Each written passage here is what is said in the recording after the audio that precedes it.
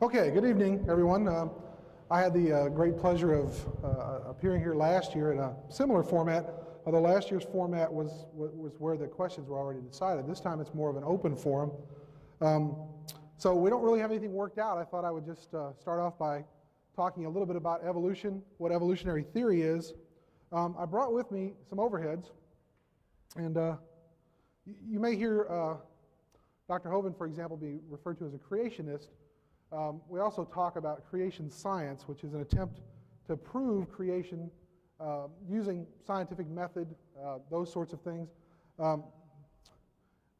What I brought here is sort of a comparison of the two models. Scientific creation model, which says that the universe, the earth, and life on the earth were created by supernatural processes. The universe and all its contents were created simultaneously about 10,000 years ago. Biological change since the creation has occurred within created kinds of plants and animals. And the fossil and geologic records are the result of a worldwide catastrophe of a hydraulic nature, specifically the biblical flood. The evolution model, on the other hand, states that the universe, the earth, and life on the earth evolved by testable, natural processes. See if I can get that centered. Number two, the universe and all its contents evolved over time. The universe is about 15 billion years old, the earth 4.5 billion, and life on earth about 4 billion. Changes occurred within species, and new species evolve from existing species. And number four, the fossil and geological records are the evidence for billions of years of systematic change. Well, let's talk about evolution. And let me see. It's kind of hard for me to see. It's dark here, but how many of you really know what evolution means? The definition of evolution. If you're absolutely positive, you know what it means. Let me give you my definition of evolution, and one which a lot of biologists, anthropologists, chemists, physicists, all sorts of people of a scientific nature, how they use the term. But I'll just give you my definition. This is a definition I give my students in class when we sit down. Evolution is specifically a change in the gene pool in a population over time. It's that simple. It's a genetic change over time. Now, let me ask you a question. How many of you in this room tonight are exact carbon copies of your parents? Anyone? Raise your hand if you're an exact carbon copy of your parents. Do you know why not? It's because from one generation to the next, and if I use this room as our population, a population is a group of organisms. Okay? If I use this audience as our population, we could perform a little test for evolution. And we could see whether or not the genes, right, your genetic makeup, what makes you you, are the same from one generation to the next. And if they're not, according to my definition of evolution, a change in gene frequencies in a population over time, that is from one generation to the next, if the genes have changed from one generation to the next, my definition of evolution is correct. If you're not a carbon copy of your parents, that means you have different genes. In fact, everybody in this audience is a combination of the genes of their parents. Right? Your mothers and fathers got together and bore a child, either male or female, and that child has half of the genes from his or her mother and half of the genes from his or her father. It's that simple. We're combinations of our parents. Siblings work out the same way. With the exception of identical twins, even siblings aren't exact copies of each other. You know, brothers and sisters don't turn out to be exactly the same. Well, we talk about this in terms of microevolution. And, you know, I've heard Mr. Hovind say before that, you know, microevolution, I don't think he really has a problem with that, because after all, they're going to talk about changes within kinds of animals. Noah took on the ark 2 of each kind of animal. 2 dog kind, 2 cat kind, 2 ungulate kind, you know, those sorts of creatures. Well, they have to explain, if Noah took 2 of each kind on the ark, how then do we get the diversity of species that we see today? Why do we have so many different kinds of dogs? Why do we have Dobermans and Dachshunds? And I've got a Chow at home, right? Different kinds of dogs. Well, that's microevolution. It's what we consider to be a change within a species. In fact, one of the other things that I teach my students is that we can see human evolution sort of in process. Let me ask you another question. How many people in here were born or have all 32 of their human teeth? Anybody still have all 32 teeth, including all of your wisdom teeth? You younger folks probably don't have your wisdom teeth yet. You're only going to have 28 teeth, okay? As long as you have your adult teeth. Anybody in here had to have their wisdom teeth removed, taken out? Come on, raise your hands. Don't be shy. We can put our hands up. I had my wisdom teeth out. Why do humans have problems with third molars, wisdom teeth? Why do we have to have them removed? And what happens to you if you have problems with them and you don't have them taken out? What happens if they get impacted, infected, if they grow in crooked? You can get very sick from it. You can die from it. Well, you know, that seems like an imperfect design. We put a design flaw in the system. We're going to make an organism that has too many teeth for its mouth. In fact, it has so many teeth for its mouth that it's going to have problems with them. And if you don't have access to modern medicine, fortunately we do, we can go to the dentist, and the dentist can put braces on our teeth, or the dentist can pull some teeth. Right? I had to go to an oral surgeon. It was really nasty. They had to go in there and cut my jaw open and take out my teeth. And in fact, they severed my mandibular nerve while they did it, so I have a dead spot in my lower jaw from it. When we look at human evolution, and one of the things that I will encourage you to do tonight, I brought along some fossil casts of some of what I consider to be our human ancestors. Okay? And I'm going to lay them out on this table, and I encourage you all to come up and look at them. I'll ask that you be careful with them because they're kind of expensive, and I don't want them to get broken, but feel free to come up and look at them. In fact, I'll be pointing out some features tonight on some of these casts. When we look, for example, at a human ancestor 1 million years ago, we find that they had 32 teeth. They had tremendously large faces. One of the things that will probably come up tonight is the issue of transitional fossils. They'll say to me, Dr. Hartman, if evolution is true, then we should see change. We should see evolutionary change over time, represented in the fossils that we have. I can show it to you. I've got it on overheads. I brought in some of the skulls. How many of you people in here have actually seen a real human skull before? Skull of an early hominid, an early human. I've got some to show you tonight. If you haven't ever seen them, I encourage you to look at them. One of the things we realize is that earlier humans had smaller brains and larger faces. Larger faces had plenty of room in there for all 32 teeth. Over time, one of the changes that's occurred in humans is that our brains have gotten larger. In fact, they're tremendously large today. Human beings have the largest brain to body weight ratio of any animal on the planet. Not the largest brain. I mean, a blue whale has a much larger brain than humans do. But blue whales also have tremendously large bodies. They need a huge brain to control that huge body. We made room for that large brain, the expansion of our cranium, the upper part of our skull, through a reduction in the size of our face. Our faces have been getting smaller, and I'll lay out a series of fossils for you to look at. And you'll see some of the earliest ones that we have really large faces and really small brains. Dr. Hovind may tell you that, well, that's just a glorified chimpanzee, but I will point out to you the differences between humans and chimpanzees, and I even have an ape skull that you can look at so you can see for yourself and show you why I think that this fossil that I have is more human than it is ape. Well, over time, the faces have gotten smaller, the cranium have gotten larger, the brain has gotten larger. Well, our faces are getting smaller, that's crowding our teeth. In fact, within the last 100,000 years ago, we start to see humans, not just in the fossil record, but I also do quite a bit of archaeology. I'm one of the guys that goes out there and digs up the remains of dead people.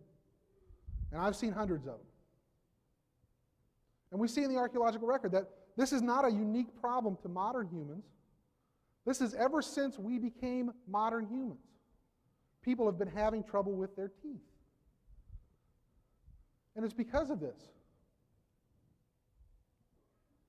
Ordinarily, we talk about people that have problems with their teeth being in trouble from an evolutionary perspective. And if you die, you're not successful. Well, we're pretty successful. There are currently, 6 billion people on the planet today? We're one of the most prolific species on the planet. One of the other things that I'll talk about briefly is where we fit in the animal world. Brought in a little chart. This is what we call a taxonomic system, how we categorize different things in the animal world. One of the things, by the way, that I will challenge Dr. Hovind to do tonight is to give me a definition of kind.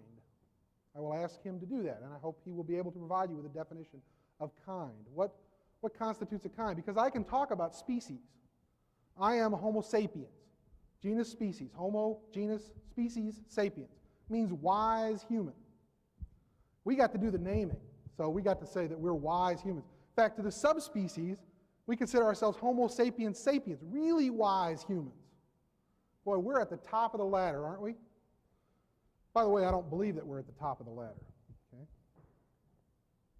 In the taxonomic system, we name things. We identify things based on where they fit. The kingdom, well, we're all animals, so we're the animal kingdom. Phylum, class, order, family, genus, species. Genus Homo, species sapiens. Did you all know, I'll give you another fact to dwell upon. I know my time is almost up here.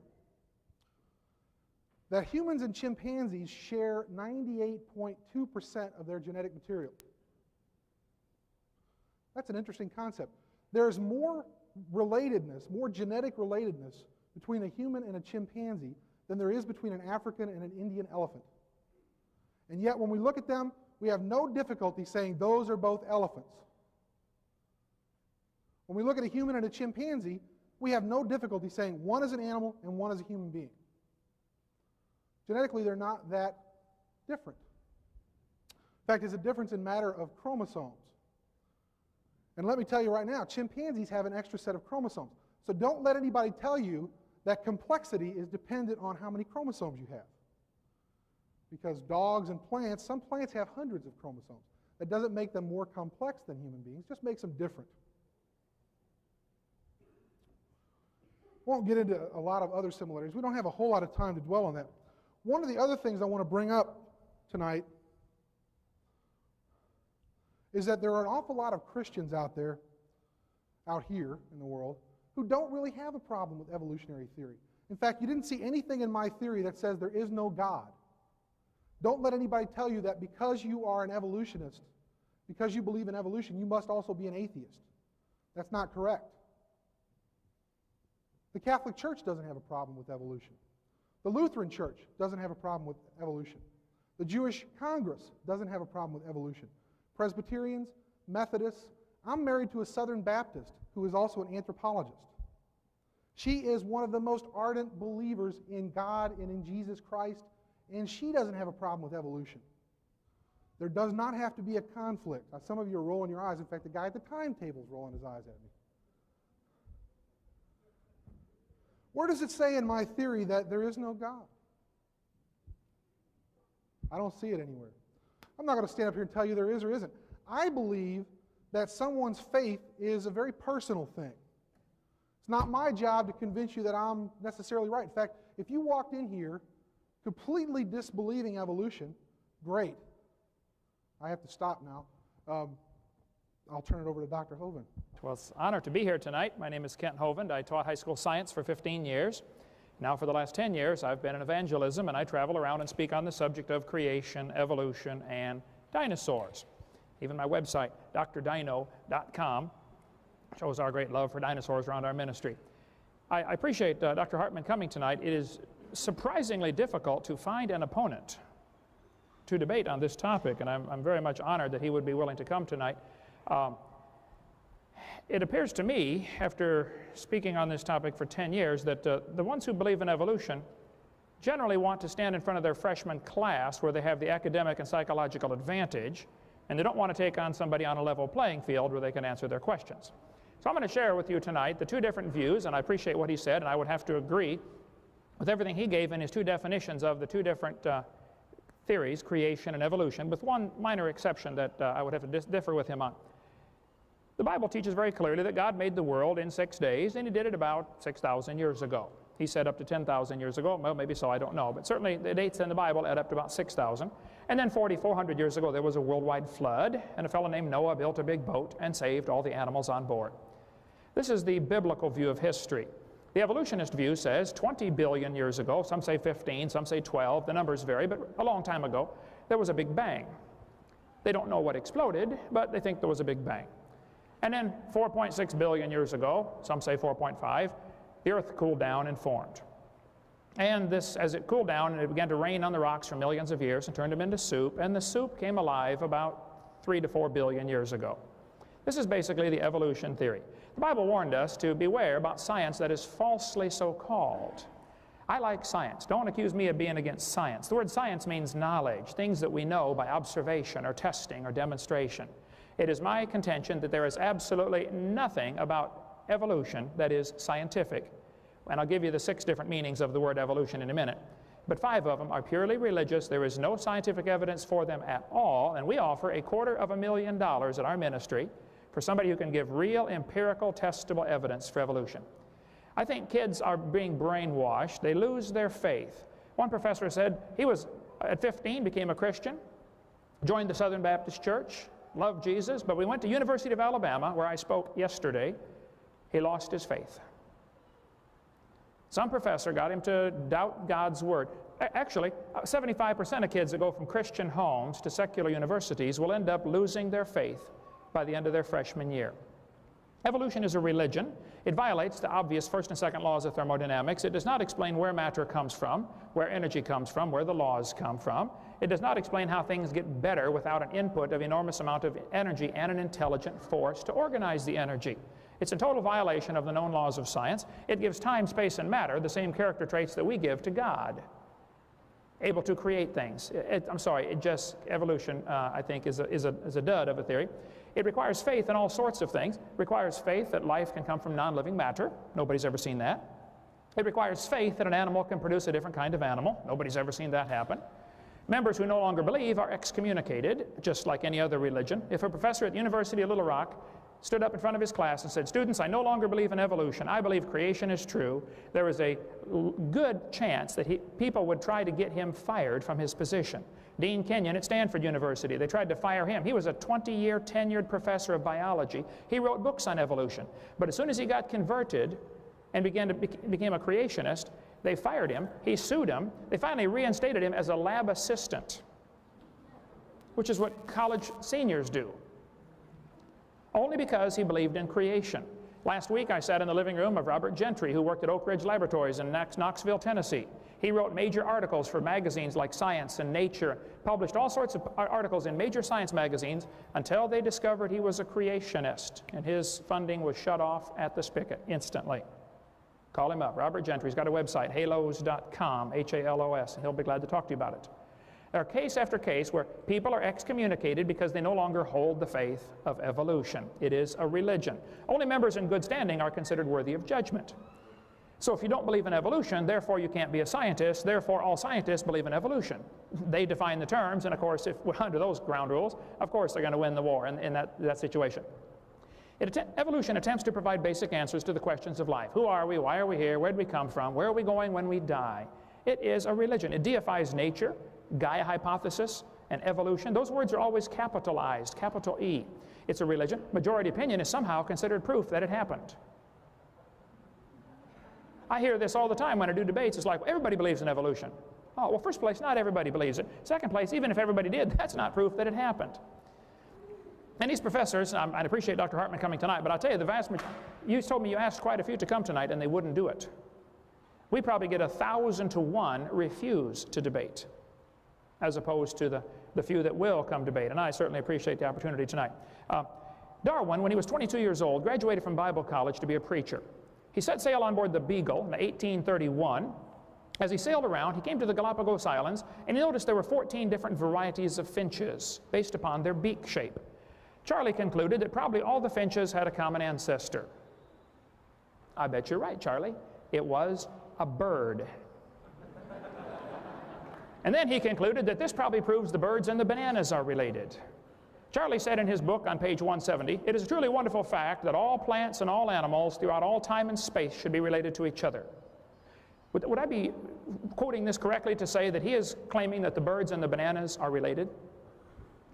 I don't want to put any words into his mouth, but that is what he's saying, isn't it? Everything is related. See, what Charlie observed is called microevolution.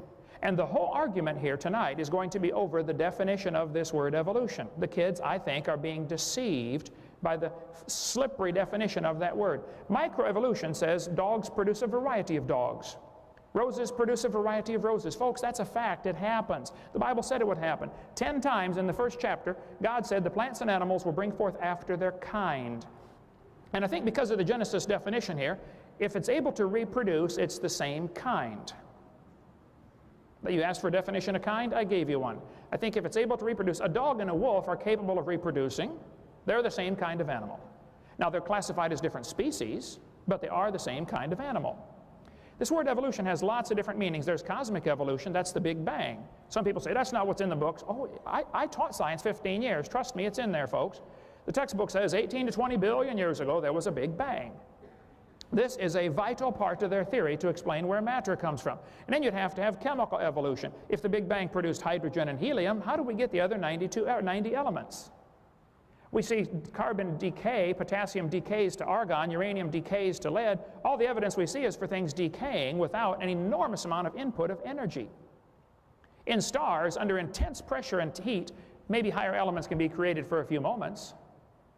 But where did the energy come from? There'd have to be a long period of chemical evolution. Then you'd have to have stellar and planetary evolution. The stars would have to evolve. Nobody's ever seen one star form. We've seen lots of them blow up, but nobody's ever seen one form. So the evidence is against this stage of evolution. Then we'd have organic evolution. That's the origin of life. Nobody's ever seen non-living material come alive. This is not part of science. It's part of what they believe in. It's a religious worldview. Textbooks teach 4.6 billion years ago the earth cooled down. Millions of years of rains created great oceans. This is what the books say. I'm not making this up. I collect the books. I have hundreds of them. Millions of years of rains created great oceans. This one says, swirling in the waters of the oceans is a bubbling broth of complex chemicals. Progress from a complex chemical soup to a living organism is very slow. Well, I guess it is. Totally stopped. Doesn't happen at all. That's how slow it is. This one says, the first self-replicating systems must have emerged in this organic soup. This is a college textbook. So basically, the evolutionists believe that the humans, the birds, the crocodiles, all had a common ancestor. Now, they're welcome to believe that. Honestly, I don't care what they believe. But I'm sick and tired of them using my tax dollars to spread this kind of propaganda in our school system when it's not science.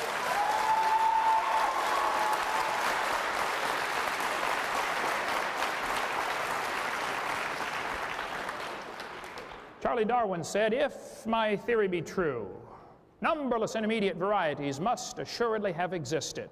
Boy, you're right about that, Charlie. There should be billions of intermediate varieties. Where are they? Even David Ropp, who's a strong believer in evolution, said, in the years after Darwin, his advocates hoped to find predictable progressions. In general, these have not been found. Yet the optimism has died hard, and some pure fantasy has crept into textbooks. Oh, you're kidding. Fantasy in the textbooks? Oh, believe me, they are full of fantasy. I would like to point out, if you find a fossil in the dirt, like the fossil replicas on the table over here, all you know is it died. You don't know, you know where it died at, and you know where it ended up being buried at, but that's all you know. You don't know that it had any kids, let alone different kids. You found a bone in the dirt. Okay, it died.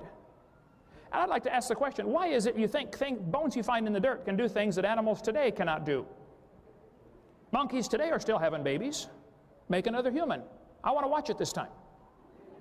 Apes are still having babies. Humans are still having babies. Everything's still having babies. Why don't we ever see an animal produce a different kind? Why is it can only happen long ago and far away? Let's see it happen. It's not observed. Fossil evidence wouldn't hold up 1 second in a court of law. The problem is evolution doesn't have to be proven in a court of law. It has to be stuck into the brains of these unsuspecting freshmen when they go to college. And they don't have the option because that teacher's going to give them a grade. But I'll tell you, if we had to go to court of law and they said, where's the evidence? What's the best evidence that any animal has ever changed to a different kind of animal? The best evidence they claim they have, is the fossil record. And yet there is no fossil evidence that any animal ever produced a different kind of animal. And like I said, if you find a fossil in the dirt, that's not evidence that it had any kids at all, let alone different kids. So we have cosmic evolution, chemical evolution, stellar evolution, organic evolution. Then we would have to have macroevolution. That's changing from one kind of animal to another. Nobody has ever observed that. Finally, we have microevolution. Now, the first 5 are religious. The last one is science. And the kids are going to be confused with the definition of the word evolution. There's a lot of varieties of dogs, and they probably had a common ancestor, and it was a dog. You might get a big dog or a little dog, but it's still a dog. And a 3-year-old can tell you it's the same kind of animal. Okay, boys and girls, here we have a dog, a wolf, a coyote, and a banana. Which one is not like the others? Well, duh. It's the same kind of animal. What's going to happen, though, the teachers are going to give thousands of examples of microevolution. Like he mentioned, we're different than our parents, and our jaws are smaller, and the wisdom teeth don't fit. Well, that's a micro change. We're still a human. He's giving examples of microevolution, and then he's going to try to make you take a giant leap of faith and logic into believing that that somehow is mystically evidence for macroevolution. And it just isn't. Macroevolution is a fantasy based on imagination. It doesn't happen. And they spend a lot of time arguing about where is the line between micro and macro. Well, I don't know exactly where the line is in some cases. I think that might be a good field of research. But that certainly doesn't mean the other ones are included. See, the other 5 definitions are smuggled into the textbook, riding on the coattails of examples of macroevolution. They're just smuggled in, folks. There's no evidence for them at all. I defy somebody to show me some evidence. We've got no argument with truth. Man, I love truth. I love science. But evolution has no scientific evidence to back it up. Truth comes from God. I'd like to see some evidence to back up evolution. We welcome any challenge. I have a standing offer. We offer $250,000 for proof for evolution. I mean, come on, let's have it. And I pay for my tickets to fly to do these debates. It's so hard to find an opponent. Honestly, I'm not a professional debater. I've never had a class on debate in my life. And usually the evolutionists are a lot smarter than I am, but I'm right and they're wrong. It's very easy to win a debate like that. We only object to lies being included in with the textbooks. If there's some real evidence for evolution, I would like to see it. There is none. In advertising, it's called bait and switch. It happened tonight already. Dr. Hartman gave his definition of evolution. Look at this textbook. Evolution is change over time. Is that really what they mean? In other words, there is no doubt living things have changed over time. Well, I agree with that definition. This textbook says evolution can be defined as a change in species over time. Okay, if that's really what you mean, I agree. Evolution happened.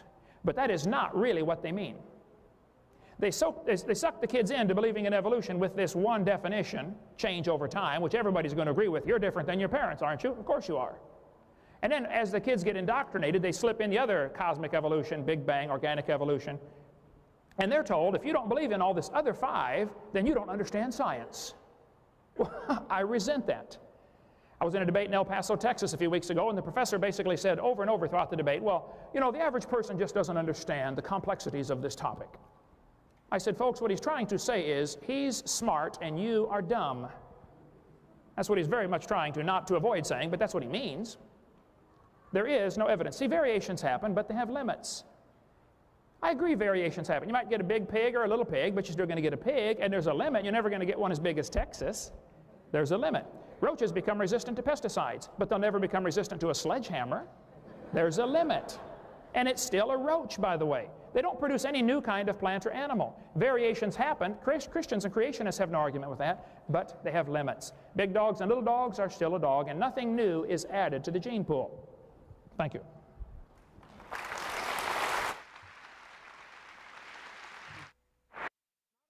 Forum where he can go through slides, you know, zip, zip, zip, zip, zip, here you go, I'm right. Everybody goes, guess we're all good Christians, we accept that. I would ask him to accept one of those debates where he can put his thoughts in words, where everybody can see them, give his evidence, put it up there, let people scrutinize it, give people a chance to respond to it in writing, give people time to think about it. That's what I would like to see. I came here tonight not because I think you all are dumb. I don't. If I did that, I wouldn't be here. I don't think my students are dumb. I'm not trying to indoctrinate my freshman class. It may surprise a lot of you to know that, you know, I carry one of these around with me a lot. Bible. I tell my students to read the Bible, especially if you're going to go talk about evolution and you're going to talk about creationism. You need to know what's in here, folks.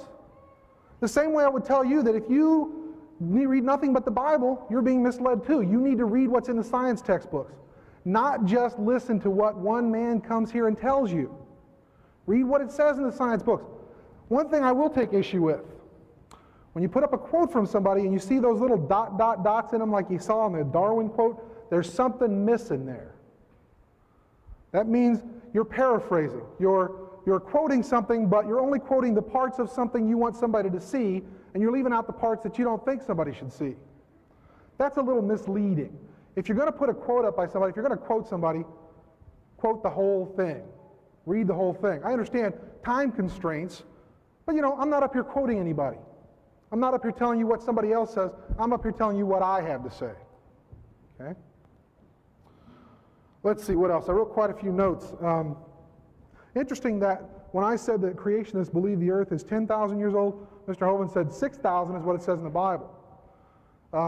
Somebody correct me, because I'm kind of rusty on this, but Adam was created on the 6th day? Is that correct? Well, in Paul, he says a day unto God is like 1,000 years unto us. So on the 6th day, the earth was already 6,000 years old. If you add 6,000 years to that, which is the time since Adam, that makes the earth at least 12,000 years old, not 6,000 years old. Yeah, I know, I'm nitpicking, I'm splitting hairs, but if you're going to stand up there and tell somebody the earth is 6,000 years old and here's my evidence, and it's scientific evidence, or whatever kind of evidence you're going to provide, I have to be able to go and refute it. That's what science is all about. If I put up something here that you don't agree with, feel free to go after it, attack it viciously. Evolution is not a religion, it's a theory. It's no worse than the theory of gravity. I've got a set of keys here. Anybody want to take a $250,000 bet that if I let go of these keys, they will not hit the floor? Put your faith in the theory of gravity. Well, not faith, but trust in the theory of gravity. Einstein was right about it. Lots of other scientists have been right about it. If you reject evolutionary theory, you're not just rejecting what he would consider somebody's religion. You have to throw out geology, physics, chemistry, archaeology, anthropology, biology, all of those ologies, all of the sciences, all of the things, by the way, we benefit from. Modern medicine is based on biology. It's based on evolutionary theory. Our ability to treat viruses is based on our ability to cope with their evolution. One of the reasons why the HIV virus is so difficult to treat is because it mutates so rapidly. It changes.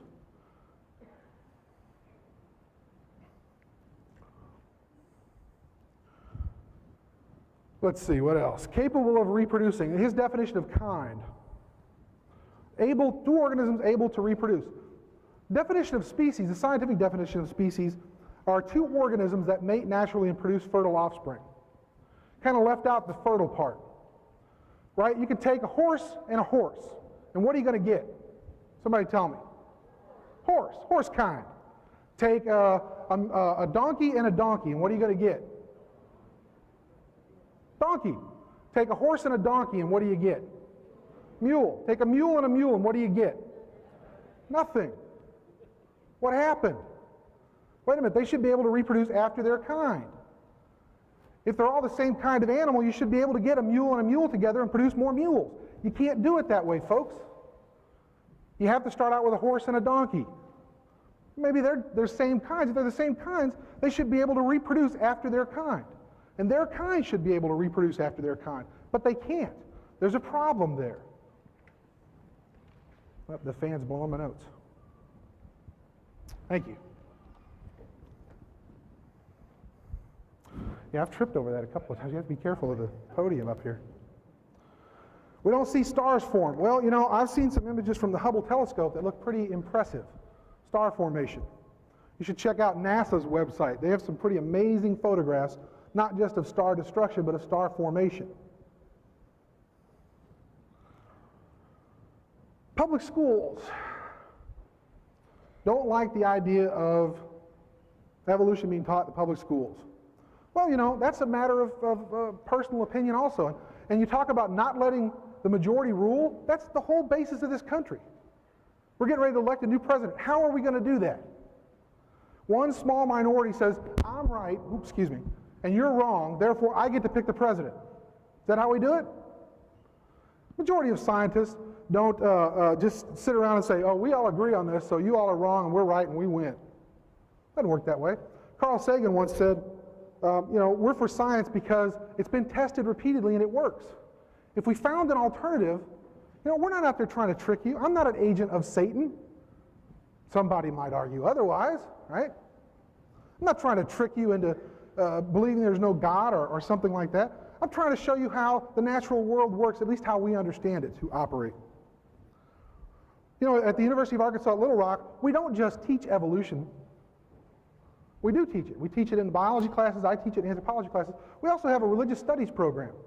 To know that's a public university, and we teach classes on religion, and we study religions. Amazing. Your tax dollars are paying for people to go and study religion.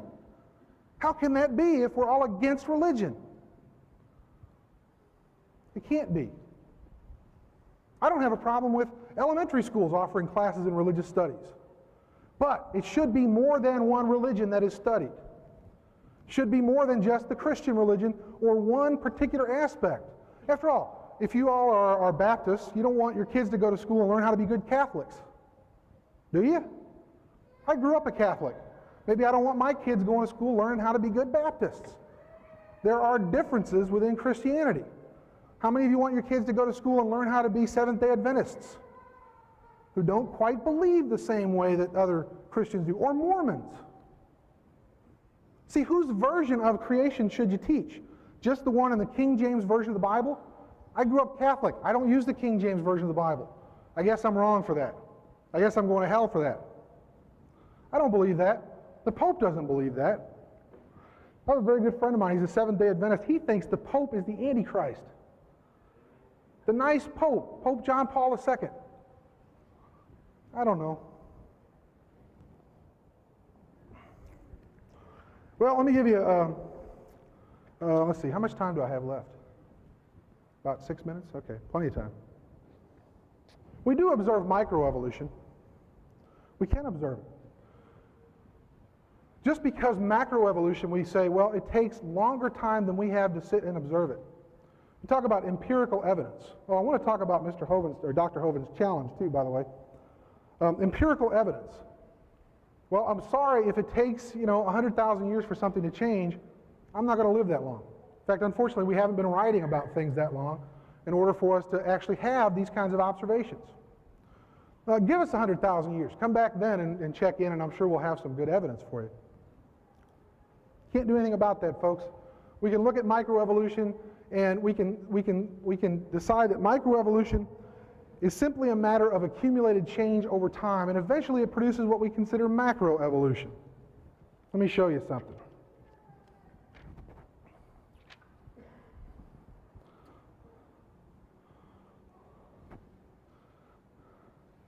How do you suppose it got to be, if horses and donkeys are the same kind of animal, that something got screwed up with their genes so that they can no longer produce after their own kind? How did that happen? Well, I think it's because the populations got isolated. Suppose there was a primitive horse kind. Let's not even talk about species. Okay? Microevolution says that there will be change over time. Macroevolution is just an accumulation of those changes such that you get something that can no longer reproduce with what it once was. It's that simple. Here's a little diagram. Two demes of a single species, two populations of a single species, if you will, separated by some kind of barrier, a water barrier. If you have organisms that can't cross a river and a river flows between them, it effectively isolates the two groups of populations. Put the horses on one side, the donkeys on the other if you want to. Over time, microevolution happens to both of them. If we're willing to grant that microevolution can change somebody's teeth, why not somebody else's reproductive system? See, we can say that, well, it works on teeth, but it doesn't work on anything else. It works on everything, folks. Microevolution works on everything. Eventually, you've got enough change to where maybe their genes don't quite match up. The problem with humans and chimpanzees is that chimps have 48 chromosomes and humans have 46. If you did try to get a human and a chimpanzee to mate, God forbid, right? You couldn't produce anything because they have incompatible chromosomes. When the sperm and the egg get together, there's a chromosome left over, and it happens to be a big one. It's an insurmountable challenge. It won't happen. Can't even do it in the laboratory. Not that we should try. Hopefully nobody's trying that. Okay? Two separate populations separate for long enough, different microevolutionary changes.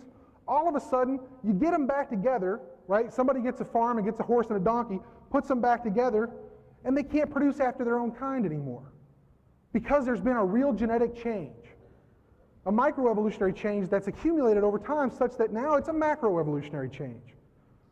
Horses and donkeys and mules are different species, and I would argue they're also different kinds of animals. Let me finish up with a challenge. I saw this, you know, hey, I'm like the rest of you, my mouth watered, $250,000. Where's the criteria? Where does it say what kind of evidence I will accept? Well, one man tried to accept the challenge. I'll ask Mr. Hovind if he's familiar with Kevin Henke and Dr. Berend Vlaarderingerbroek, who's from a Scandinavian country. Pardon me for butchering his name. One of them said that the only evidence he was told would be accepted was for him to actually create a new universe. Well, that would prove both theories, wouldn't it? Because Kevin would be the creator. He created a whole new universe. I can't do that. Nobody could do that.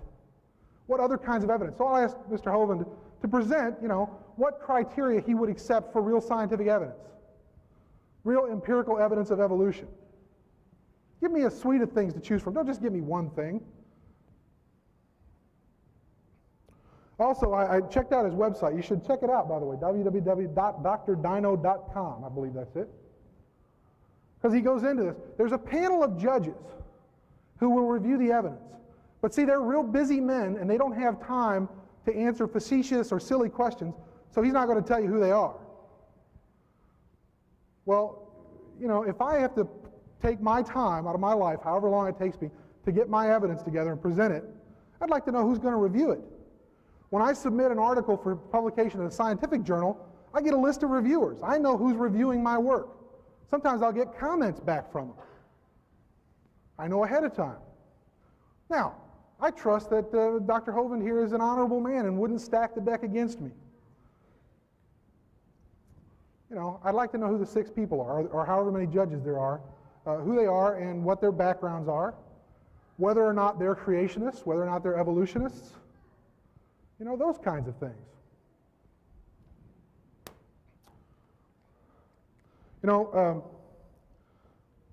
I was being facetious, but, you know, I really will make that bet with anybody. It's the same kind of bet. I'll hold up my keys and I'll let go of them. If they don't hit the floor, you win my next year's paychecks. Not quite $250,000, unfortunately, but, you know, not an insignificant amount of money. If you're going to reject the theory of evolution, why not reject all scientific theories?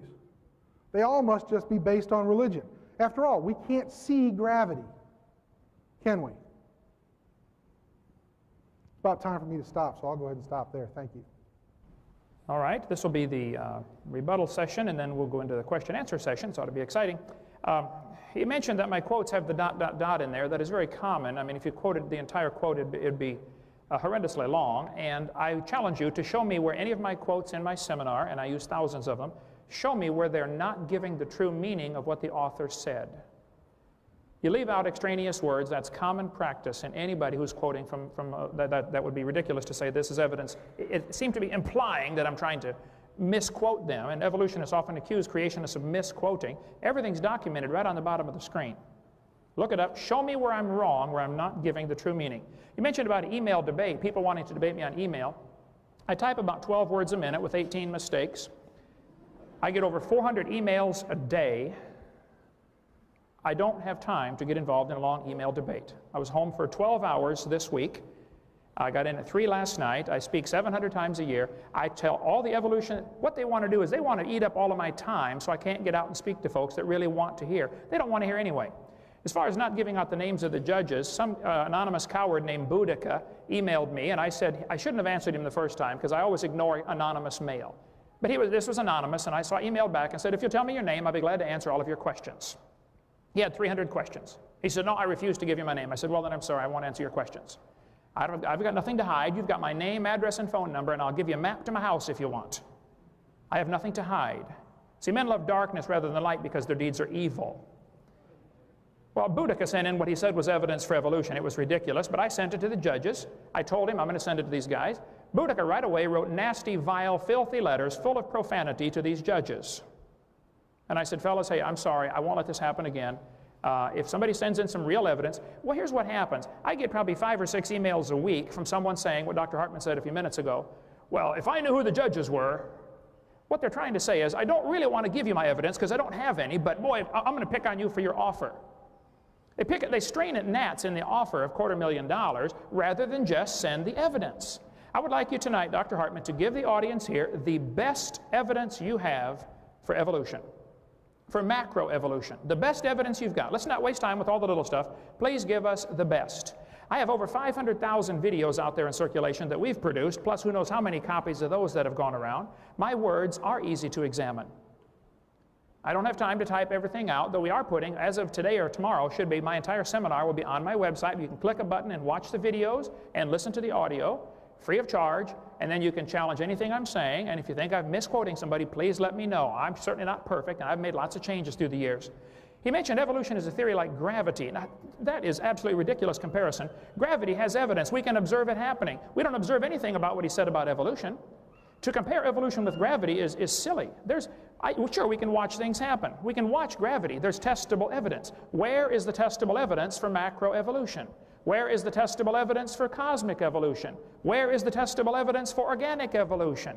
There is none, and that's what my offer is all about. So don't compare evolution to gravity. And then he said, if we reject evolution, we have to reject science. Well, that's a ridiculous comparison. I don't reject science. I defy you to show me one beneficial thing we have in the world today because of the evolution theory. What good has it done? Is that why we have electricity? Is that why we have computers or video projectors? Is that why we have... Can you name anything we have in the advancement of science because of the evolution theory? When you have your time in just a minute. As far as mutations of viruses, modern medicine, all of the branches of modern science were started by creationists. The evolution came in like a leech and took over what they'd already created. They don't ever create anything new. They take over universities that were started by Christians and creationists, like 97% of the first colleges in America were started by Bible-believing Christians. They come in there and take them over, but they don't start their own. It's like a leech. They got to take over what somebody else does. What good has evolution done? You mentioned about star formation. I believe I got your quote. You said it may be happening now. You saw some pictures of the Hubble telescope sending back. This is typical. They say, well, evolution, we have evidence coming in right now, or they're studying this in the laboratory. We've been studying for 120 years. Where's the evidence that has stood the test of time? Why is it always, well, we're looking at it right now? Well, that's not evidence yet. Let's see something that has stood the test of time. Nobody has proven the formation of any stars. They're seeing a bright spot in Crab Nebula, saying, wow, it might be a star forming. Well, it might be the dust is clearing, and you're seeing a star that was behind it all along. We don't know yet. Let's see some evidence that stood the test of time. He's mentioned about majority rule. Well, 91% of the population of America believes God created the world. 47% of them believe He did it in the last 10,000 years. If we're really going to have majority rule, then let's throw evolution out, since so few people believe it anyway.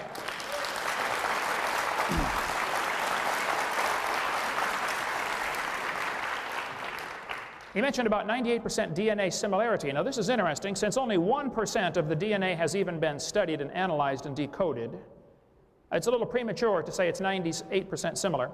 If it is 98% similar, 98.2 I believe you said, to humans and chimpanzee DNA, that would prove we have a common designer. Doesn't prove we have a common ancestor. The same God designed the animals. That's what it proves. I think it was pretty smart for God to make all of the plants and animals from the same basic amino acids so that a brown cow can eat the green grass and digest it and turn it into white milk, which turn it into yellow butter, and I eat it and get blonde hair, all made from the same amino acids. That's not proof that we came from a common ancestor. It's proof the designer was thinking. See, if we didn't all have the same similarities, we could only eat each other. We wouldn't be able to digest anything else. So it was smart for God to make things from the same building block. The argument that similar DNA proves a common ancestor is like saying, I have two books on the table, and I've analyzed all the words in these two books, and I noticed they have exactly the same 26 letters. They would, wouldn't they? This proves they both evolved from an explosion in a print shop 10 billion years ago. I mean, come on, that's ridiculous, okay? This proves somebody's using the same 26 letters with intelligent design behind it to create words and paragraphs and sentences. An intelligent designer took the 20 amino acids and put them in to make protein strands, which makes the cells, which makes our complex bodies. That were all come from the same designer. And it wouldn't hold up 2 seconds in a court of law to say, similar DNA proves evolution. Any freshman law student would say, no, this could just as easily prove a common creator. And the kids ought to be taught both. He mentioned Catholics and Lutherans believe in evolution. Well, those are the ones that haven't been to my seminar. If they would come, we would straighten them out. He mentioned about empirical evidence, and his answer was, I said, where's the empirical evidence? He says, well, we don't live long enough. Now think about that. If we could see it for 100,000 years, come back in 100,000 years, you might see the evidence. What that is really saying is, we can't show it to you. Is that what it, okay.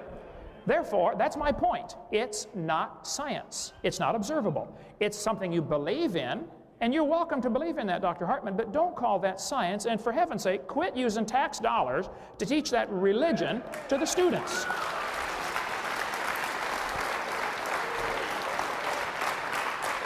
I'll tell you what, if we come back in 100,000 years and see that things really have evolved, then we'll start teaching it. Until then, it does not belong in education. What he translated that sentence was, we don't have the evidence. My offer's on my website. As far as creating a new universe, I never said that to those guys from South Africa with the weird names that wrote me the letters. I corresponded with them a half a dozen times. They never would send any evidence. They did the same thing they always do. Well, who's on the panel? You know, where's the bank? What's the account number for the bank and all this stuff? I said, look, my word is good. You send the evidence. They never do send the evidence. All they do, I was in a debate one time in Minnesota, and this lady said, there's lots of evidence for evolution. I said, let's see it. She said, well, there's just lots of it. I said, okay, let's see it. Well, there's just so much. Okay, show me one. Oh, there's just lots of it. Okay, show me one. They never do show you one, folks. All they do is say there's lots of it. And these guys claim that they want to pick on my offer over some little straining at a gnat, and they're swallowing the camel of believing that we all came from a rock over 4.6 billion years. Man, that's ridiculous. My offer is good. My point is, evolution has 6 different meanings. I would like empirical evidence for all 6. There is none. My offer is clearly spelled out on my website, drdiner.com. Look it up. He asked, are the judges all creationists? First place, I don't know. Second place, I wonder why that question would even come up. Because does that determine whether a person is qualified to be a scientist or not? In the minds of some, it certainly does. In other words, if you believe in creation, you're not a scientist. This sounds like the Soviet Union 10 years ago. If a teacher stood up in the Soviet Union and said, you know, kids, I don't think communism works. I think capitalism is a better system. What would happen to that teacher? He'd be out shoveling snow in Siberia, right? And then the leaders get up and say, hey, everybody believes in communism. Well, of course they do. Look what happens if you don't. Evolution, the textbooks are full of lies that are shown to the kids to try to get them to believe in evolution. And I resent that. You have varieties of corn, and they probably had a common ancestor, and it was a corn of some kind. And there's all sorts of kinds of corn today, but you still crossbreed them and you still get corn. You never get a hamster or a tomato or a whale to grow on your corn stalk. Nothing changes. There's varieties of dogs, and they probably had a common ancestor. You have big horses and little horses, and they might have had a common ancestor. And as far as the horse and the zebra and the mule not being able to breed, well, what we're seeing is branches on a tree that came from a common root, and now they're so different, they can no longer interbreed. That still doesn't prove they didn't have a common ancestor. Think about the argument. He's saying a horse and a donkey or a mule or jackass or whatever it was he mentioned cannot breed and produce fertile offspring, and therefore they're different species. Well, maybe so. If it depends on your definition of species. Who gets to decide what the definition of species is, for one thing? But get a horse and a zebra and put a 5-year-old next to him and say, are these the same kind of animal? Oh, yeah. Anybody could tell you they're the same kind of animal. Seeing the branches on the tree where they now have diversified, where they're no longer interfertile, well, that doesn't prove they didn't have a common ancestor. It also certainly doesn't prove the horse and the banana are related to a rock 4.6 billion years ago. We got varieties of cows, and things happen, but the textbooks contain things that just aren't true. I've got a whole 2.5-hour video going through lies in the textbooks that kids are exposed to try to get them to swallow this evolution theory. And it's really sad. They're going to tell the kids the appendix is vestigial. Well, I'm sorry, the appendix is part of the immune system. It is not vestigial. Take that out of the book, okay? There's no such thing as a vestigial structure. This book tells the kids that the whale used to walk around. It says the whale has a vestigial pelvis and leg bones. Vestigial pelvis and leg bones, evidence of its evolution from four-legged land-dwelling ancestors. Well, the guy that wrote this is either ignorant of his whale anatomy or he's a liar, because those bones are essential for the whales to reproduce. Muscles attached to those bones. The male and female whale bones are very different. That has nothing to do with the whale walking on land, but this kind of stuff is presented to the kids as evidence for the evolution theory. And I'm sorry, it's a lie. If you have some real evidence, I would like to see it, but don't lie to the kids. This one says the humans have a tailbone that is of no apparent use. I had a guy tell me that in a debate in Huntsville, Alabama. He said, humans, we got proof for evolution. You no longer need your tailbone. I said, sir, there are 9 muscles that attach to the tailbone, without which you cannot perform some very valuable functions. But if you think the tailbone is vestigial, sir, I will pay to have yours removed. Bend over. It is not vestigial. I would like to point out there are no vestigial structures, and secondly, even if there were, that would be the opposite of evolution. That's losing, not gaining. Show me how we gain something. And even people like Pierre Gross, who believes in evolution, said mutations do not produce any kind of evolution. All you get is a mutant variety. And then the textbooks tell the kids that natural selection goes in with evolution somehow. Oh, come on. I got nothing against natural selection. Natural selection is a conservative process that keeps the species strong. It doesn't change it to something else. It's sort of like a quality control. It's not going to change it to anything else. But the textbook tells the kids natural selection causes evolution, and that just simply is not true. Natural selection keeps birds birds and dogs dogs. It doesn't turn a bird to a dog or anything in between. It's a conservative process. They tell the kids the fruit fly is evidence for evolution. All they did after years of mutating those poor flies is got flies that were worse off than Grandpa Fly. They got flies with curled wings and flies with no wings. That's not a fly, that's a crawl. They got all kinds of mutated flies. They never got a beneficial mutation. They're going to tell the kids, it's still in your textbooks right here in Little Rock, Arkansas, that the peppered moth is evidence for evolution. After 40 years of watching, exactly 2 moths were found on the trees. 2 in 40 years. So they glued dead moths to the trees in order to take the picture to put in the textbooks to make the kids believe in evolution. That's a lie, folks. They're going to tell them there's evidence from similar structure. The forelimb of the animals is all similar. That proves a common ancestor. No, no, no. That proves a common designer. Chevy and Ford all have 4 wheels on the ground. That proves they all evolved from a skateboard 18 million years ago. No, it proves it's a good design and it works good, okay? That's what it proved. They're going to tell the kids the human embryo has gill slits. That was proven wrong 125 years ago, but it's still in textbooks today. Ernst Haeckel made up this whole thing in 1869. His charts are used right now, today, at the University of West Florida. And I guarantee that same concept is being taught right now in Little Rock, Arkansas, and it was proven wrong in 1874. If you have some evidence for evolution, I want to see it, but don't lie to the kids. Should we teach that the earth is flat in geography class, since the Bible describes it as such in many passages? See Revelation 7:1, Psalm 24:2, 104:5, Isaiah 24:18, Matthew 4:8, 1 Peter 1:20, others. Obviously, I don't think we should. If it says the earth is flat in the Bible, the earth is obviously not flat. That's been proven. We can't teach that in geography class. I don't need 3 minutes to answer that question. Okay. Ooh, there we go. I didn't get time to boot up the verse, but the Bible teaches very clearly the earth is round. It says, yes, in the book of Isaiah, chapter 40, that the Lord sits on the circle of the earth. Here it is right here. Isaiah chapter 40 and verse 22, it says, the Lord sits upon the circle of the earth. The Hebrew word there is the word for sphere, a ball, a three-dimensional object. So the Bible does not teach the earth is flat. A few heathen a few hundred years ago started teaching it was flat, and they tried to blame that on the Christians. I'm sorry, the earth is round, okay? I don't have a problem with that. Thank you. I guess I get to ask a question first. Please state the second law of thermodynamics. And within a closed system, entropy will increase. This second law of thermodynamics is interesting. The second law is stated many different ways, okay? And no matter how you state it, somebody else is going to find a different definition someplace else. So basically, it boils down to the idea that everything tends toward disorder.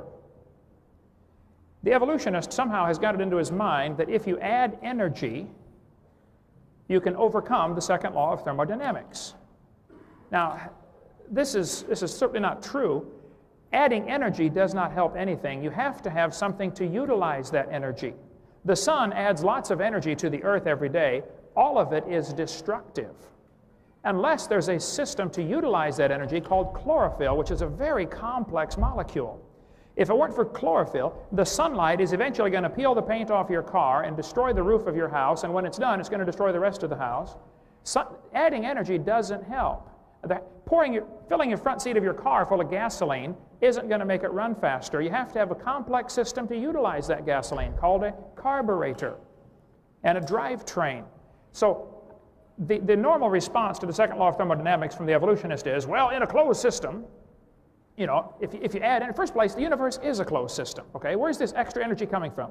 Secondly, I'd like to point out, adding energy doesn't help. We added lots of energy to Iraq a few years ago. We didn't organize a thing. Adding energy disorganizes things. The idea of a human embryo developing from 2 cells into a full-grown human, they'll say that's an example of the opposite of the second law of thermodynamics. No, it's not. It's following a complex DNA code, and there's an enormous amount of input of intelligent energy. You need not only energy, you need intelligence, and you need a system to utilize the energy. The second law of thermodynamics is one of the main proofs that evolution didn't and can't and won't ever happen. Thank you.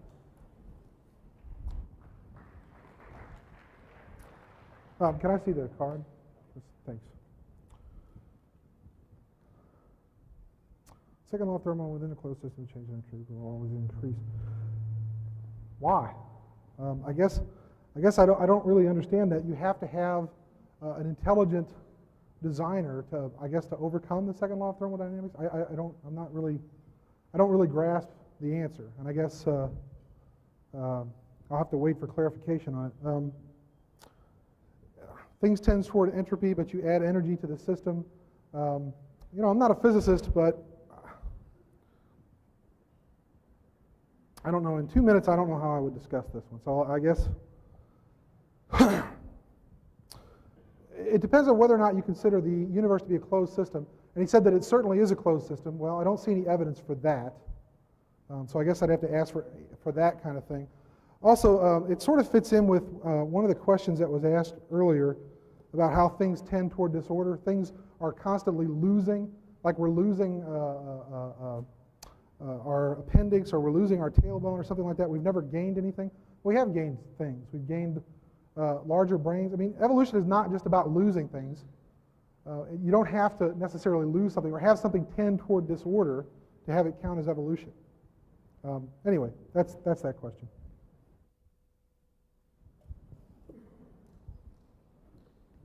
Okay, I was given... Okay. I guess we're switching back and forth. This is kind of a long one, but I'm just taking them. I am a junior at UALR, which is the university I teach at. You said earlier that you were not trying to indoctrinate freshmen. My freshman year at UALR, I studied biology under Dr. Lanza, an evolutionary biologist. Half of the semester was spent studying evolution. On the first test, I answered her questions thoroughly, including quotes from various stories that I had read, but she gave me an F. The only way I was able to pass was by quoting her on the textbook.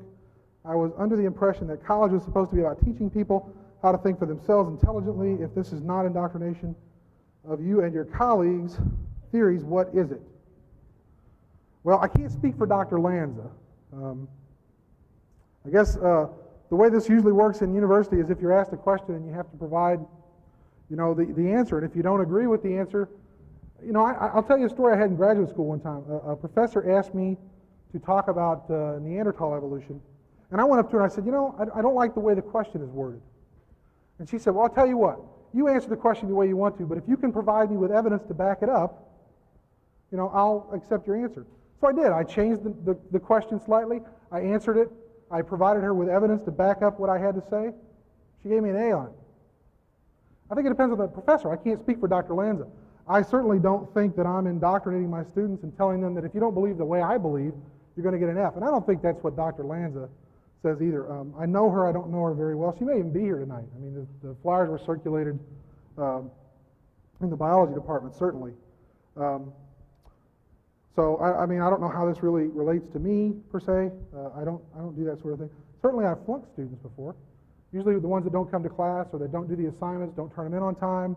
You know, I tell my students all the time: if you want to get an A in college, show up for class, do all your assignments on time. You know, you don't have to agree with what I have to say. In fact, when I talk about evolution in my introductory physical anthropology classes, I say, look, you don't have to agree with what I'm saying. You have to learn it. I ask that you understand it. And that, I think, is the key to this whole question. If she is basically saying that, you know, I don't want to learn this stuff. In fact, I'm not going to answer what she wants me to answer. It doesn't have anything to do with Dr. Lanza demanding that she agree with her. This has to do with Dr. Lanza asking that she understand it and be able to tell me that you understand it. And that's the whole nature of the testing system. I don't care if you believe it or not, as long as you're able to tell me what it's all about. That's kind of what we're doing here tonight. You know, you may or may not go out of here believing it, but you know, you're going to know something about it. And if you didn't know something about it before, you do now. And I tell my students the same thing about creationism. If you didn't know a lot about it before tonight, you're going to know something about it when you leave here. Here's the question. Yes, sir. I would say that's an excellent answer, and I wish all teachers did what you do. Believe me, there are some teachers in the universities that will fail a student if they don't believe what they want them to believe. It's not just understanding it, and I appreciate Dr. Hartman's answer. I would agree with him. There are some, though, that don't fall into that category. I encourage students, if you're going to go to a secular university and the teacher asks a question like, how old is the earth? And you know the answer they want because you read your book and you did your homework, but you don't believe it. All you need to do is write on the test, the textbook says, blah, blah, blah, blah, blah. However, this is not correct. That's all you need to do.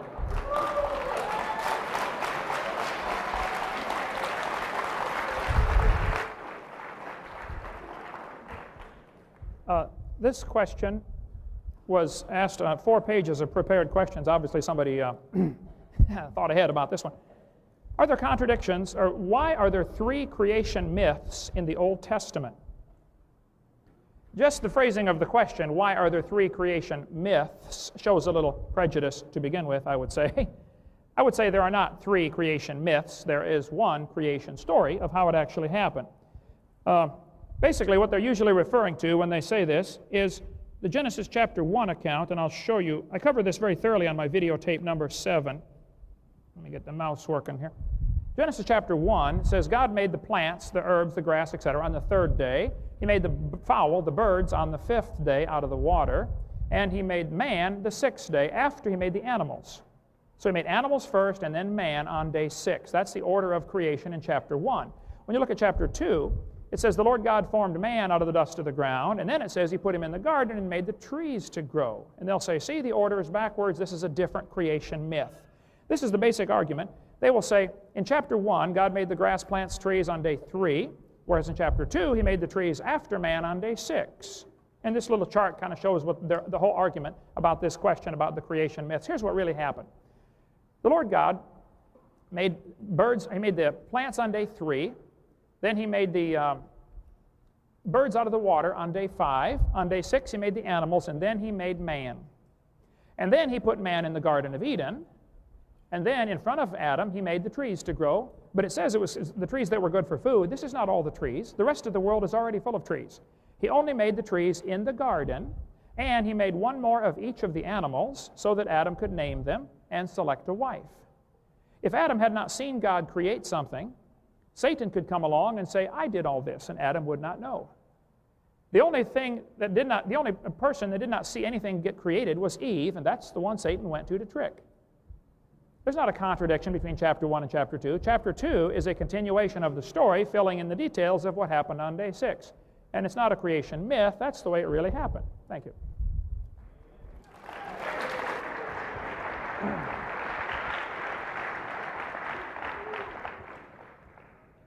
Okay. Well, this one puts me in an awkward position because I'm not here tonight to denigrate the Bible or to tell you that the Bible is not correct or that it has contradictions. But I think it does have some contradictions. which I don't think there's anything wrong with that. I mean, lots of religions look at the Bible and they interpret it. They say, okay, it's a set of parables, it's a set of morals. It shouldn't necessarily be taken literally, because if you take it literally, you run into some problems. For example, in Matthew 27:5, Judas threw down the pieces of silver in the temple. He departed, and then he went and hanged himself. But in Acts of the Apostles 1:18, Judas kept the silver and purchased a field with it. He went into it, and falling headlong, he burst open, and all his bowels gushed out. He either didn't keep the silver, or he kept the silver. He either hanged himself, or he didn't hang himself. He died in a field being disemboweled. If you take it literally, then you have to believe both accounts, but obviously both accounts can't be correct unless he hanged himself, fell out of the tree, hit the ground, and burst open. I guess my point here is that you shouldn't necessarily take it literally. For example, I don't have a problem with the Ten Commandments. Those are good rules to live by. You shouldn't kill somebody. You shouldn't lie about somebody. You shouldn't steal from somebody. Okay? Do I believe that they should be posted in the public schools? No, because they're not everybody's rules. And some people may have even more rules. Somebody may have 12 rules for good living, but somebody else doesn't agree with them. So anyway, I'm not going to get into necessarily a debate about the Bible. Pick up your own Bible, whichever copy you prefer, the King James Version, one of the New Standard Editions, the Catholic Bible, whichever one you're comfortable with and happy with, that's the one you should go by. That's it.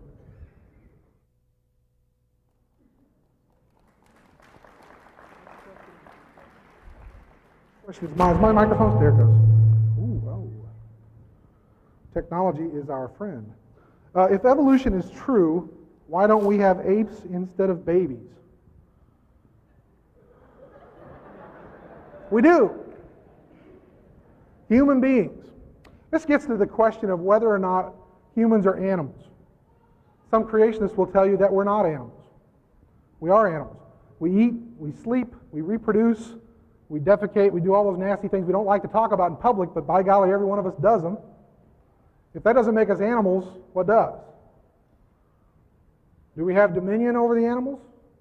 Of course we do. We've got all the power.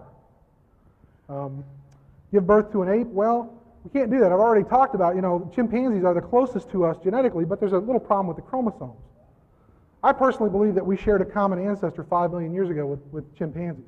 Not that we evolved from chimpanzees, but that we had a common ancestor. The common ancestor probably had 48 chromosomes. And by the way, I'll point out something that Mr. Hovind said earlier about, let me see if I get this. Well, no, I think I'll save that for my closing remarks.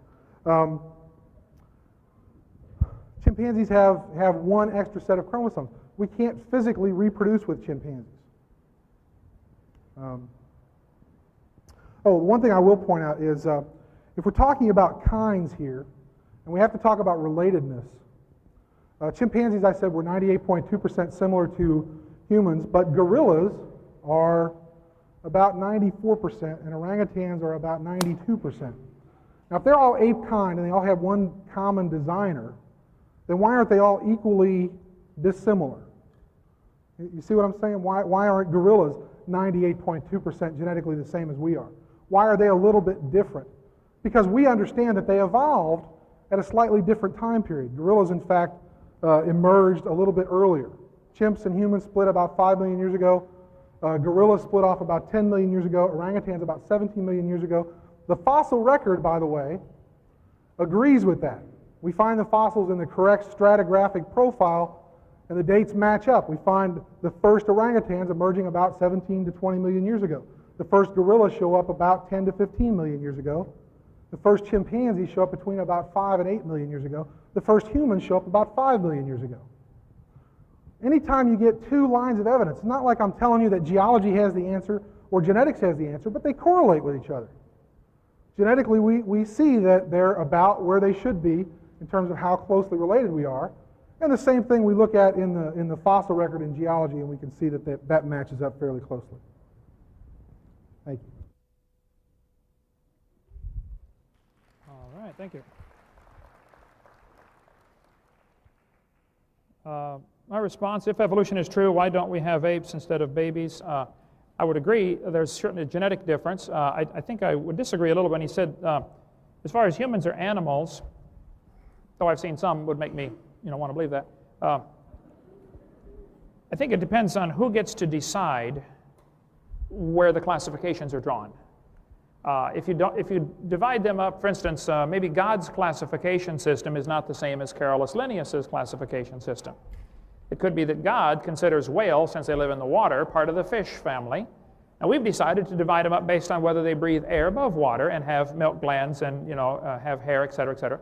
So it goes back to really who gets to decide what the classification divisions are, and then you can change them wherever you want. I would say plants have a body, animals have a body and a consciousness of life, and man has a body and a consciousness of life and a consciousness of God.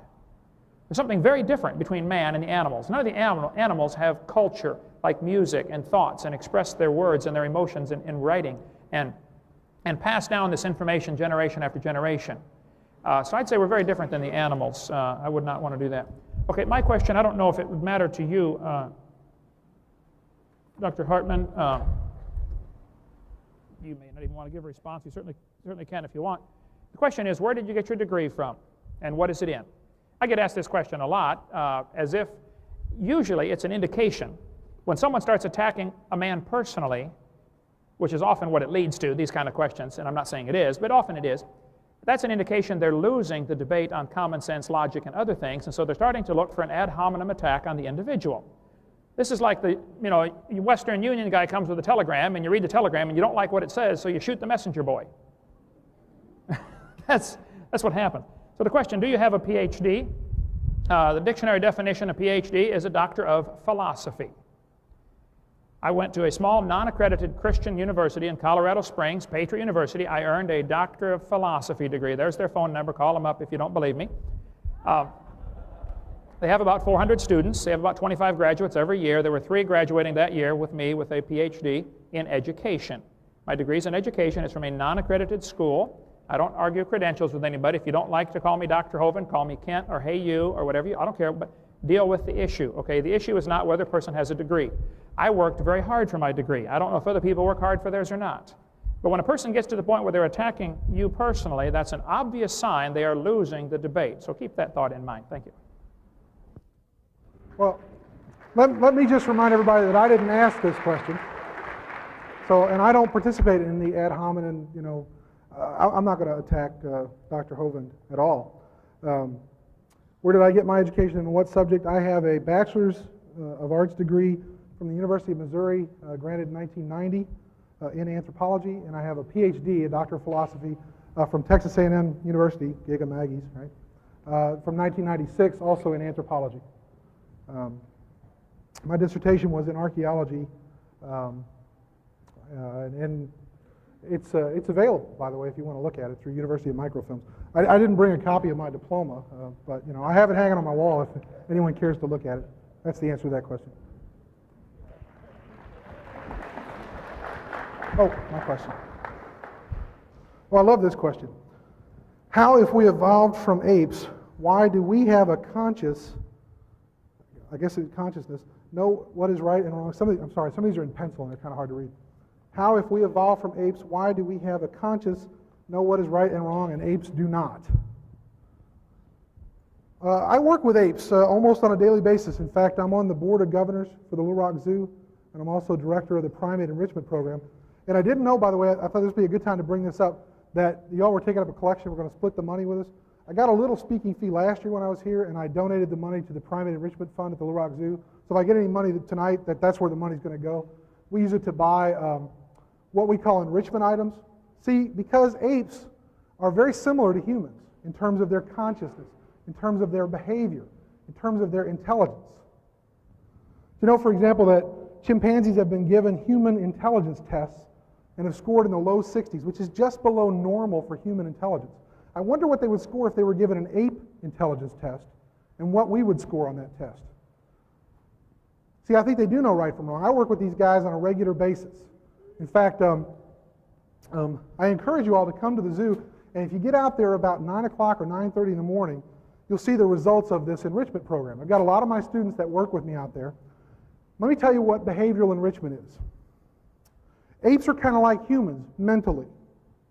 In other words, if you just put one in a cage, and a lot of you may remember the Little Rock Zoo when they used to put the primates in the concrete cages with the bars, and they would sit there and throw feces at you or bang their head against the bars.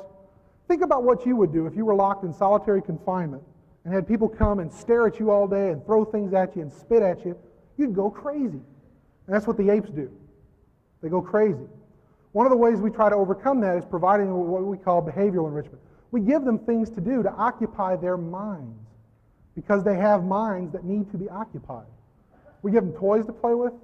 We give them. We don't just throw their food to them like we used to do in the old days at the zoo. We put it in puzzle boxes, things they have to manipulate with their hands, figure out with their brain how to get this puzzle open so I can get the food out. I encourage you all to come to Little Rock Zoo between 9 and 9:30 in the morning, go up to the great ape area, and you'll watch the apes come out and get their enrichment items. You'll see them play with it. They use clothing. They use boxes. You know, they can communicate with us using American Sign Language.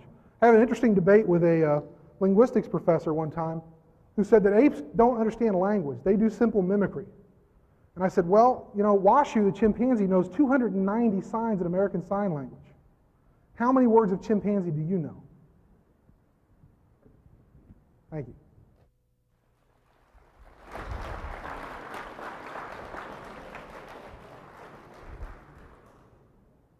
All right, let's see. If we evolved from apes, why do we have a conscious, and know what is right and wrong, and apes do not?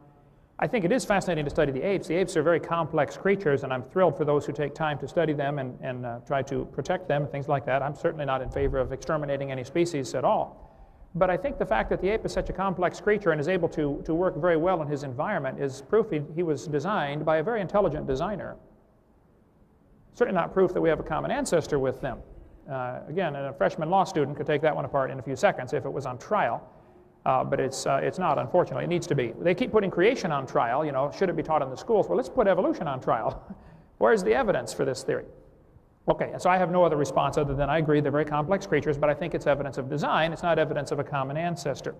There's two questions on one, Dr. Hartman, if you don't mind. Apparently one of your students, because they signed their name, you said they get credit or something. What is your definition of kind? I would say the same kind of animal are those that were probably originally able to reproduce. In the original created kind, they were able to reproduce, and they may have diversified now because of all sorts of factors, that now they're no longer able to reproduce, but they're probably still recognizable as the same kind, as having descended from an animal that was able to reproduce. Second question on the same card, so your student gets 2 points, I guess. Why can't you believe evolution and creation? Can you prove there's a God? Well, I guess you'd have to go back to what is the definition of evolution. If you mean animals produce a totally different kind, well, there's no evidence for that. If you mean can animals produce varieties, well, certainly I believe that. So you'd have to define the word evolution before I could answer that question. As far as could God use evolution, couldn't God have used evolution to get us here? Well, I have several points I'd like to make on that. Number one, that is not the clear teaching of the Bible. I mean, that's pretty obvious. If you want to believe God used evolution, you're certainly welcome to do that. However, that is not what the Bible teaches. Secondly, I have to point out, that would be a retarded God who couldn't make it right first time. I would not worship a God like that, that's for sure.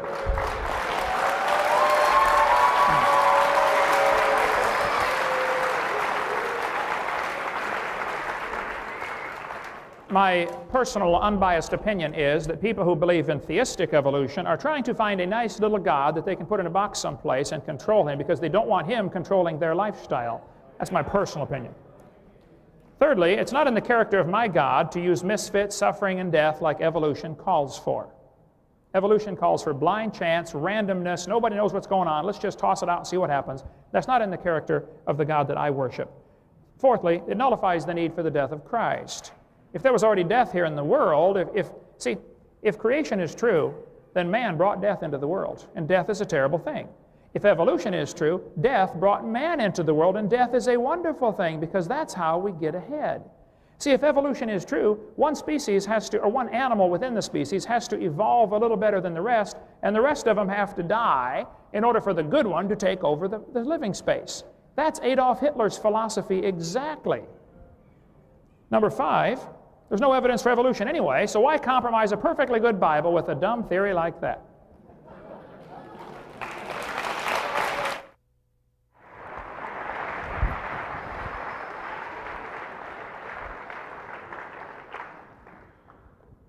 I was asked earlier to define macroevolution. Macroevolution is simply an accumulation of microevolutionary change over time such that you no longer get two species who are capable of mating naturally and producing fertile offspring. That's what Dr. Hovind just said happened. You have animals branching out until they're no longer able to reproduce. That's macroevolution, and I'd like the 250,000 in small bills delivered to my office. I mean, that's it, folks. That's our definition of macroevolution. It's the definition that's in all the science textbooks. That's macroevolution in a nutshell. You get enough accumulated microevolutionary changes until you can't have two species mating and producing the same kind of animal anymore. That's it. In fact, I put the chart up there and I explained it to you. That's what it is. Why can't you believe evolution and creationism? I don't see why you can't. I don't think that if you're a theistic evolutionist or whatever term you want to call them, that you're necessarily putting God in a box, trying to control God. I think it's people that are trying to figure out a way that they can merge their faith, their belief, their notion of spirituality with what their eyes and their mind tells them, what we observe about the natural order of the world. You know, there has to be a way. If I believe, and I'm using the I rhetorically, if I believe there's a God, but I also understand that evolution is the way things work, then I'm going to try and put the two things together, and I don't think they have to be mutually exclusive. Can you prove there is a God? You know, I wouldn't try to make such an offer, but you know, the offer, the $250,000 offer, you could just as easily twist it around and say, I'll offer anybody in the room $250,000 if they can offer me proof that God exists to my satisfaction, because that's what Mr. Hovind is saying. You have to prove it to my satisfaction in order for me to give you the money. Well, again, I'll ask what his criteria are. Well, proving all five of those literally means you do have to create a new universe, because that's the first step in his a list of things that you have to prove. If I could create a new universe, I would be like a god, and evolution doesn't teach us that we're trying to be gods. We're just trying to be people. Thank you. Okay, my question here was asked, what about the geologic column? Discuss the significance or lack of it to the layers of geologic formation. The geologic column was invented in the 1830s by many people. Charles Lyell's the primary culprit. Each layer was given a different name and age and an index fossil. I taught earth science for 15 years. The geologic column is the Bible for the evolutionist. It only exists one place in the world, and that is in the textbooks. There is no geologic column. They know that, those who study it. This author said if there were a column of sediments, unfortunately, no such column exists. There is no geologic column. There are many layers to the earth, that's true, but those all formed during one big flood in the days of Noah. The fact that you can prove this because in between these layers there are seldom, if ever, found any erosion marks. Now, don't you think if that layer sat there for 10 million years waiting for the next one to be laid down, there'd be a little bit of rain? Plus, where did the next layer come from? But from further sediments, which indicates more water moving. So, of course, there'd be erosion marks. There aren't erosion marks between these layers. The geologic column is a hoax. It doesn't exist. It's based on circular reasoning. I go through that on my videotape number 4 for 30 minutes about the geologic column. The layers are not different ages. They cannot be. And it's all based on circular reasoning. I prove all that from lots of quotes on video number 4. Let me get to one more point in my last minute. It's all dated by index fossils. Get up here. Oh. Right here. No. All over the world, petrified trees are found standing straight up. They're running through multiple rock layers. Now, these rock layers are dated at vastly different ages. They'll say this layer is 10 million years older than the one, above it, and yet we find petrified trees standing up in the vertical position. Sometimes petrified trees are upside down, running through many rock layers. Those rock layers all had to be laid down in a big flood. The tree didn't stand there for millions of years waiting for the mud to form around it. Mount St. Helens is producing the exact same phenomena right now from the thousands of trees that were blown into Spirit Lake back in 1980. They're being buried standing up. None of them grew there. And it's going to look like a miniature geologic column someday. And it happened because of a flood. So the geologic column, it's tragic that this is taught to students in school as if it's some kind of fact when it's absolutely not. It's a bunch of baloney. We cover that in video number 4 and also on my website. Thank you.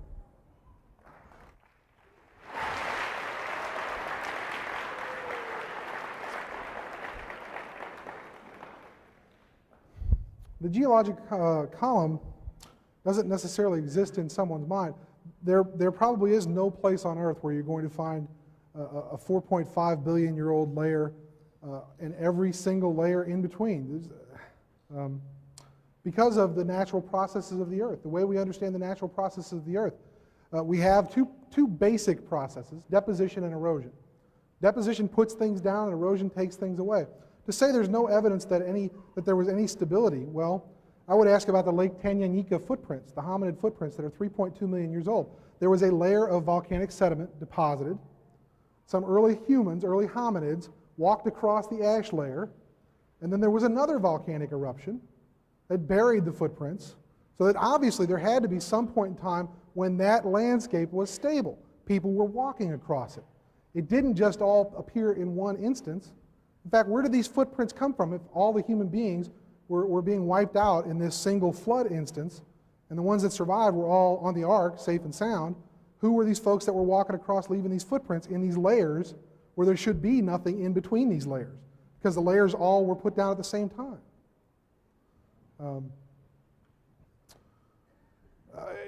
In terms of finding things like trees in the geologic column, we find all kinds of unusual things in the geologic column. It's because the Earth is not static. It moves around a lot. In fact, if you want to understand stratigraphy, which is the science, the study of the layers of the Earth, and you'll learn this in geology class, you have to understand that we talk about layers being deposited, the oldest ones first, kind of like building a layer cake. You put the first layer of cake on, put a little icing on it, put the next layer on top. Which one was there first? The one at the bottom. But we also talk about that in a conformable sequence. That means where there hasn't been any evidence of earthquakes or volcanism or things where things get shifted around, things get mixed up. That's quite common. And you have to be able to read the Earth. I have to stop there, but thank you. Oh, I guess I have the next question. This one says, Mr. Hartman, why do you think people should have more than one religion? And if you read the Bible, why do you teach evolution? I mean, the answer is clear, black and white. I don't think people should have more than one religion.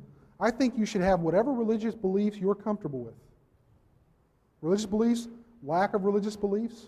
I'm not going to dictate to you how you should believe, whether you should not believe. That's why I don't stand up here and tell you that if you accept evolution, you must reject God, any more than I will say, if you accept God, you must automatically reject evolution. If you read the Bible, why do you teach evolution? I mean, the answer is clear, black and white. Boy, not everybody reads the Bible. What do we do with those people? We just tell them they're wrong. They're all going to hell, by the way, even though they may never have seen a Bible. What do we do about all the people that died before the Bible was written, or while it was being written, before they had a chance to read it? Where are they right now? We're just going to automatically, off the cuff, condemn these people. Well, I don't think we can do that. I don't think that, you should necessarily say, okay, this is my religious belief, and it should be yours because I'm right. And that's the only basis for this, because the Bible is a book of faith, right? You believe it or you don't believe it. If you believe it, well, great, good for you. How many different versions of the Bible are there? Just one? Oh, I don't think so. There are different interpretations. My Catholic Bible, when I was growing up, has extra books in it. The books of the Apocrypha. I'm sorry? Heresy. Okay. Now I'm going to be heckled. Thank you. I appreciate that. Talk about ad hominem attacks, right? Thank you. I won't, by the way, return the favor. I won't do that. There's 1 billion Catholics in the world. They're all wrong. We're right. We know we're right because we're who we are. I'm divinely inspired. I know I'm right. Somebody else makes the same claim. It's the same thing we're doing up here in this debate. Stand up right now if you walked into this room believing that evolution was the be-all, the end-all, the word and the way, and now you've changed your mind. Or vice versa. I'm a Bible-thumping Christian, by golly, but you know what? I'm going to throw my Bible in the trash can because I don't believe it anymore. Did we change anybody's minds that radically tonight? It's not going to happen. I could be standing up here, an audience of Baptists, an audience of Presbyterians. I've given debates and lectures to Unitarian churches, to Catholic churches, to Lutheran churches. I listened. During the break, I had a gentleman come up and tell me that, basically I was misguided, I was evil, I had these evil followers. You know, I don't know where that, but he loved me. He said, but I love you. You're evil, you're a bad fellow, you're teaching our children all these bad things, but you know, I love you. Well, I appreciate that. Thank you.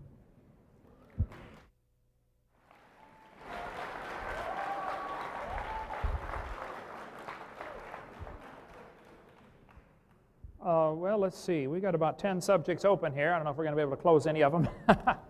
I do appreciate the response to, as far as ad hominem attacks, that's certainly not necessary. And I agree that should not be included in the debate. The material that we're discussing needs to stick with science. Quite a few of these questions deals with which version of the Bible and stuff like that. Though I have a very strong opinion on that topic, I don't think that's the purpose of this debate tonight. We can settle that another night. You mentioned about the footprints. That was interesting to me. St. Louis Zoo put human feet on their Lucy display, and yet not one foot bone was found.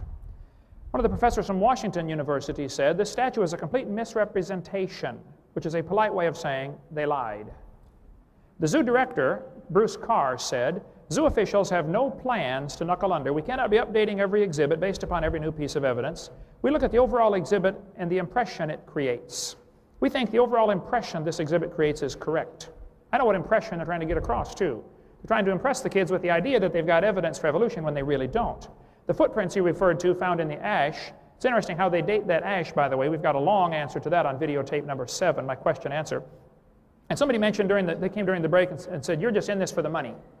Well, I'll tell you what, I don't charge anything for my seminars. I have produced videotapes for 10 years that are not copyrighted. Anybody can get them and copy them and return them and get their money back. Show me any evolutionist that does the same thing, would you please? These footprints found in the ash, they said here are 3.75 million years old, but they're perfectly normal human footprints. They even said in National Geographic, the footprints are described as remarkably similar to those of modern man. The form of his foot was exactly the same as ours. Weight-bearing pressure patterns in the prints resemble human ones. Footprints so very much like our own. And yet on the cover of National Geographic, they put dark-skinned, ape-like creatures. Here's a case where they find 0 bones and create a missing link from footprints. Now, if the footprints are exactly like ours, how would you know it's dark-skinned and ape-like? Secondly, why did they put a toe separation if it's exactly like ours? This is propaganda, folks. This is not for education. This is propaganda and ought to be removed from the books.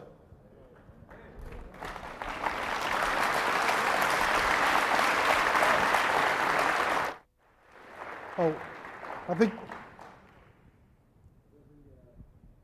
one more, I need my mic on. There'll be one more question from each gentleman, and then we'll have the closing remarks after that. So one more question each. Can we and take then, like a 2-minute break before the closing remarks? Sure, we can. Because I want to get some more water. Good. All right. I got Oh, half of my. thanks. I did not get time to call up the slides that I have for this one, but I cover this pretty thoroughly on my video number 6 about the fossil record and the sorting of the fossils. The question says, please explain the order in the fossil record from simple to complex. If you use your infamous bird bones and clams argument, please keep in mind that there are far more than birds and clams. Okay, let me explain what the bird to clam argument is. What has happened in the early 1800s, some people decided evolution is true, and now we must go look for the evidence. So they start with the preconceived idea that evolution happened, and they did nothing but follow Aristotle's old chain of being, that you start with the simple and go to the complex. Evolution is nothing more than a regurgitation of Aristotle's theory from 2,004 or 500 years ago, whatever it was. The sorting of the fossils in the fossil record, first place, there is no clear sorting to the fossils. And even major evolutionists will tell you, look folks, it's silly for the creationists to be arguing about the order of the fossil record because there is no good order to the fossil record. The fact is, I think clams are generally found at the bottom of the geologic column, though not always. I mean, clams are found on top of Mount Everest. But clams are generally found at the bottom because they're already at the bottom. I mean, when a flood comes, they're the first ones going to be buried, obviously. So I think they're buried, birds are buried on top because birds are going to be the last ones to drown in a flood. They fly around till they run out of gas. So they're sorted based upon their habitat.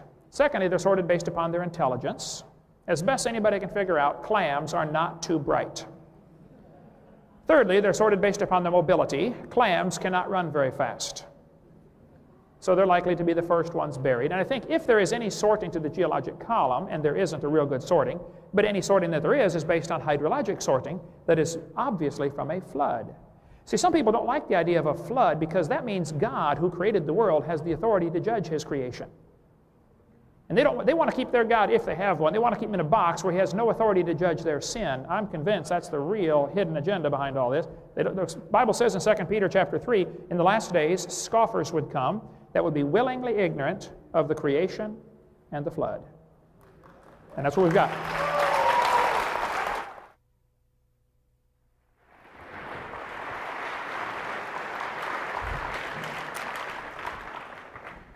Well, first of all, if there's no order, then there can be no sorting, so that the clams wouldn't be at the bottom because they were stupid and the birds at the top because they were smart enough to fly away from it. They would be all mixed up. You wouldn't find the dumb animals at the bottom and the smart animals at the top. You simply would find everything all mixed up. The rest of the question, which I don't think Mr. Hovind got to, it's difficult to read, admittedly. If you use your infinite bird and bones and clams arguments, please keep in mind that there are far more than birds and clams, and explain why the lighter, less dense creatures are near the bottom. Well, you know, if the dinosaurs got caught in the flood, and you know, maybe Noah did take 2 of each kind of dinosaur, or 2 dinosaur kind, but the rest of them certainly got wiped out in the flood. They're heavy. Shouldn't they sink to the bottom? Heavy things sink to the bottom when they drown. Bodies sink to the bottom until they start to decompose and they bloat and they float back up. So why wouldn't you find everything that just sort of settled to the bottom? These things sort of settle out and they get all mixed up when they settle out. Interesting note, the single catastrophic event. You know, we brought up the fact earlier that in the Bible it claims that the earth is flat. You're also talking about a culture, when the Bible was written, or at least parts of it were written, who lived in fertile river valleys. And to them, catastrophic events were floods. So it was natural for them to write about floods. It's interesting that you don't find cultures that live in the desert necessarily writing about floods in their creation stories. They write about other kinds of creation. The Australian Aborigines, for example, who live in a desert, they talk about how the ancestors sang the world into creation. It's a really beautiful story. If you're not familiar with it, you should read it. Because I don't just read, you know, the biblical creation stories. I read lots of different creation stories. I don't necessarily agree with all of them. You know, you can't agree with every one of them, but, you know, I don't tell somebody else that they can't agree with them either. The stratigraphic column does exist. We use things like biological correlation. You can go to one stratigraphic layer in one part of the country or the world and find an organism trapped in a particular layer. And you go to another part and you can find another fossil, the same kind of animal, oh, I have to stop now, in the same stratigraphic profile. Take a geology class. Monkeys, where do women evolve from? Well, that's a good question. Let me bring up Lucy and her kind, her kith and kin. We talk about we don't have any bones from Lucy's foot, but Lucy's not the only Australopithecus afarensis, to use the genus and species that we found. In fact, we have, you know, a number of them, including a group of 13 individuals that we found, and we do have foot bones from them. And this is just a comparison of a chimpanzee foot, an Australopithecine foot, not necessarily Lucy's foot, okay, but one of her species, and a human foot. And to talk about the fact that the footprints are fake because they're modern human footprints, this is an outline of one of the footprints at Laetoli, and it is clearly not a modern human footprint. It is what we would consider a transitional footprint. If an ape footprint, apes have opposable big toes, not unlike our thumbs. They're not exactly the same. Apes have slightly longer fingers and slightly shorter thumbs, but they're opposable. And believe me, you go to the zoo and you can watch, chimpanzees can climb the heck out of trees. They got 4 hands, essentially, right? So they have an opposable big toe. Humans don't. We're bipedal creatures. We walk upright. We have a big toe that's in line with the rest of our toes. The soldiers all line up in perfect order. In fact, I'll tell you all to do an experiment tonight. When you get up and walk around, feel the weight of your body and how it's distributed on your feet. One of the reasons why that big toe is where it is because it's a major balance point. If you lose your little toe in an accident, get it cut off, you don't have to necessarily learn how to walk all over again. It might be difficult, you know, while it's sore, but if you lose your big toe, and my nephew had a lawnmower accident, he lost his big toe to a lawnmower, It took him several months of recuperation and therapy to learn how to walk again because he lost a major balance point. That's what we use it for. Okay? The footprint of the Australopithecines that lived about 3 million years ago, which is about halfway in between when we think humans first emerged and today, has a foot that is transitional. Here are the bones, and here's an outline of the footprint. This is an outline of the Laetoli footprint with the bones superimposed so you can see how it fits together. The big toe is off at an angle. It's not opposable like you would expect to see an ape footprint. It's not straight in a line like you would expect to see a modern human footprint. Okay? It is what we call a divergent big toe. It's off at a slight angle. Now, if I'm going to tell you that in evolutionary terms, we transitioned, we went from a quadruped, an ape-like creature that had opposable big toes, to a bipedal human-like creature that doesn't have an opposable big toe, the transition has to be somewhere in the middle. It can't be fully opposable and it can't be in a straight line. It's somewhere in between, and that's, by golly, what we see here. Somewhere in between. And I'll stop there. Would you like me to leave this up, or? Yes, if you don't mind, that would be great. There are two books we have on our table over here that deal with this subject. One is called Bones of Contention, which goes through the information about the Lucy, the Australopithecines. The one that was labeled Lucy in National Geographic 1985 was not, Lucy's knee at least, was not Lucy's knee at all. Donald Johanson let that one slide by. I've got, I think, all of Donald's books at home. Lucy, if the toe is slightly separated, again, I'm pointing out, folks, you're finding a bone in the dirt. You don't know that it had any kids. And as far as the way they date those layers, it's really hilarious when you get into it to see how these layers are dated.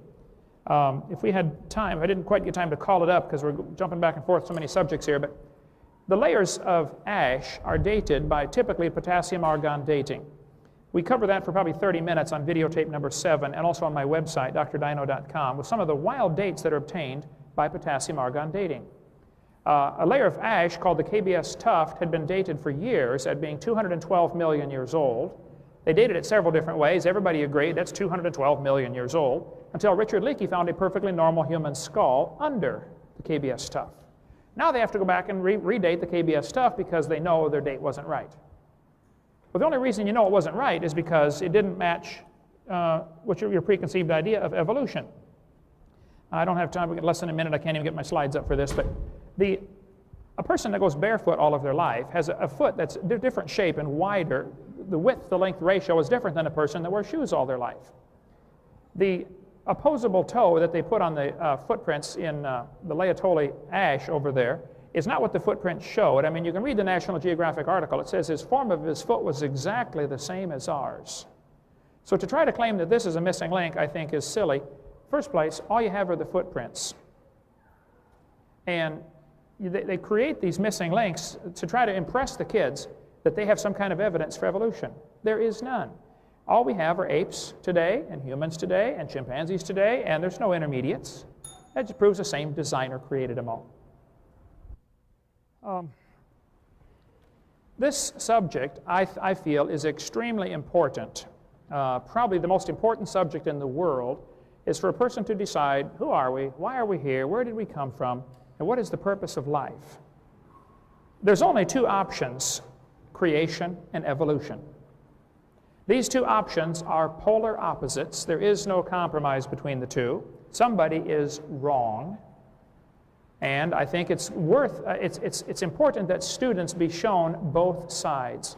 I would say, I would, without fear of successful contradiction, I could say the schools today, the public schools today, do not show students both sides fairly. The evidence is only given that supports the one religion of evolution. The students are not shown evidence to support creation. For instance, if they notice, they'll point out to the students that you have 2 bones in your wrist, the radius and the ulna. The whale has 2 bones in his flipper. You know, the bat has 2 bones in his forelimb. And then they will say, see, this indicates a common ancestor. Now hold on just a minute. That indicates a common designer. But that is never mentioned in the textbooks. If you really want to be fair and give the kids an education, then you give them all of the options. If you're trying to indoctrinate, of course, then you hide some of the evidence from them or some of the interpretations of the evidence. The Bible's pretty clear that the invisible things of Him from the creation of the world are clearly seen. They are without excuse. Nobody's going to stand before God Judgment Day and say, the evidence pointed me toward evolution. No, no, you decided to interpret the evidence that way. You could just as easily have decided to interpret the evidence for a creator if you wanted to. Some people don't like the idea that God created the world because that means there might be some accountability, there might be some rules, you know, thou shalt not commit adultery or thou shalt not steal or something like that. And I'm not saying that every person who believes in evolution is wicked, but I've met an awful lot of people who like the theory because it justifies their lifestyle. I've met an awful lot of folks like that. Look, if I was going to invent a God, I would not invent one that tells me I can't do certain things that I like to do. The Christian God would be the last one somebody would invent, because He tells you thou shalt not do some things, and that's just natural. You want to do some of those things that He says you shouldn't do. The God of the Bible is not the God of our imagination. It's the God of the universe that created everything. And there's going to be no excuse. When we stand before Him, every knee shall bow, and you will be judged according to God's Word. The Bible says, though, in 2 Thessalonians, that God shall send them strong delusion that they should believe a lie. My 30-year study of this has led me to the conclusion that evolution is a lie, and those who believe it are deluded. We see evidence for microevolution, and they are deluded into believing that that is evidence for macroevolution and cosmic evolution and the other ones that I gave. There are 6 different meanings, folks. One of them is scientific. The other 5 are purely religious, and they are delusion. If you want to believe them, that's fine. I don't care what you believe.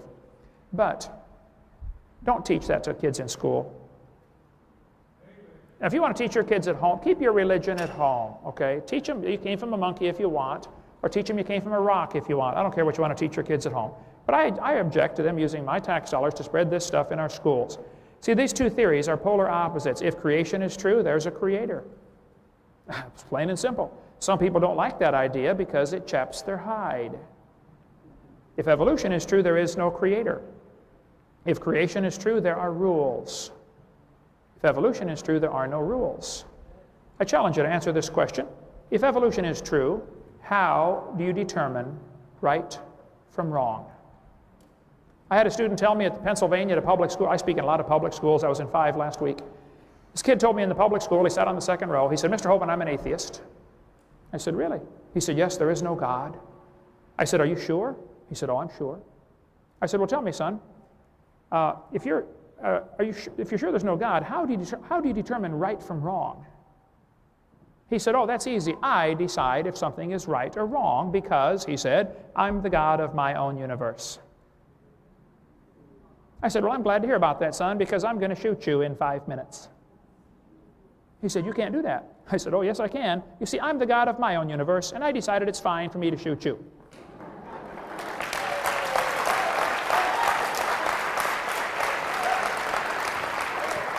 Now, one professor was getting pretty upset in a debate I did one time, and he said, there are no absolutes. I said, are you absolutely sure? Think about it, okay? Yes, there are absolutes. Thus saith the Lord. And some people don't like that absolute. But see, evolution is a nice way to get by with saying there are no rules. There's no standard for right and wrong. If creation is true, there's a purpose to life. You're made in God's image. But if evolution is true, there really is no purpose to life. You might as well have fun. If it feels good, do it. Get all the gusto you can get. You only go around once, you know. The humanist philosophies that stem from evolution are frightening. I cover in video number 5 how that evolution is the foundation for communism and socialism and Marxism. Adolf Hitler was a strong believer in evolution and was simply fulfilling what the theory teaches. The strongest should survive, the weaker should be eliminated for the good of the species. He was acting out what evolution really teaches. If creation is true, then man's a fallen creature. He needs a savior. But if evolution is true, you don't need a savior. Saved from what? There's no such thing as sin. That's why the devil gets people to believe this theory, so they won't come to the Savior.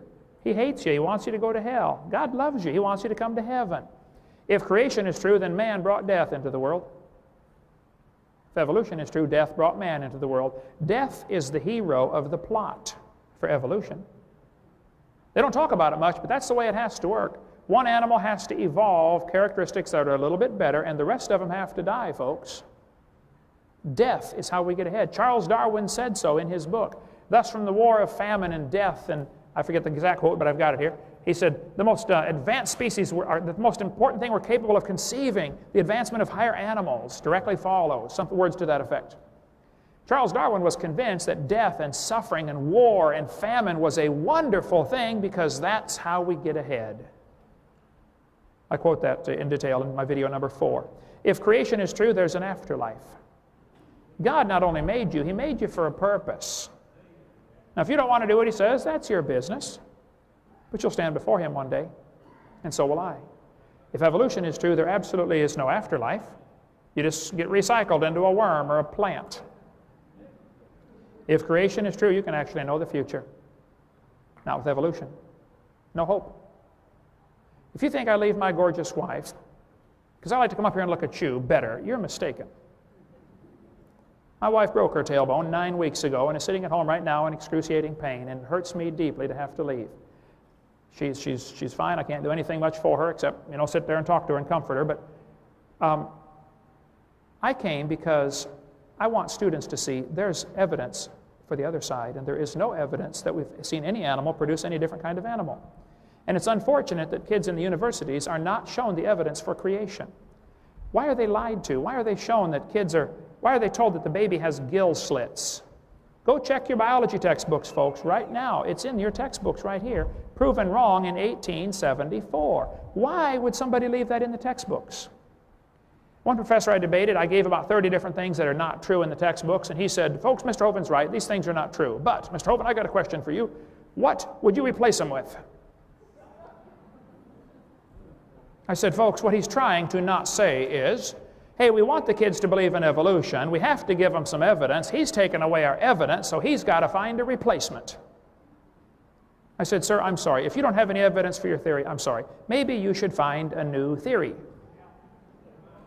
But the burden of proof's not on me to replace evidence. I think we just simply ought to get the textbooks, which contain lots of good science, and cut out the bad science.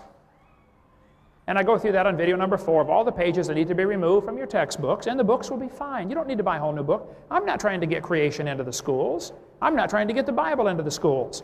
I want the schools to teach science. And evolution is not part of science. Microevolution is really a bad name. We ought to just call it a variation. That's all it really is. See, the devil's a liar. He's deceived people. The Bible says he's a liar. I think he's using this evolution theory to lead folks to hell. Now, you don't go to hell because you believe in evolution. You go to hell because you haven't accepted Jesus Christ. And I don't want anybody to go to hell. Hey, if you died today, where would you go? You're going to be dead for a long time, The Bible says God cannot lie. He said He'd save you if you'd ask Him. 31 years ago, I asked Him. Every one of us is going to die. I'm going to try to make it the last thing I do, but it's going to happen. And it's going to happen to you too, and you better be prepared for that because you're going to be dead for a long time. I know one thing. Even if all else is taken away, my position is certainly a lot safer. If I'm wrong, I haven't lost a thing. I've had a wonderful life. What if the evolutionist is wrong?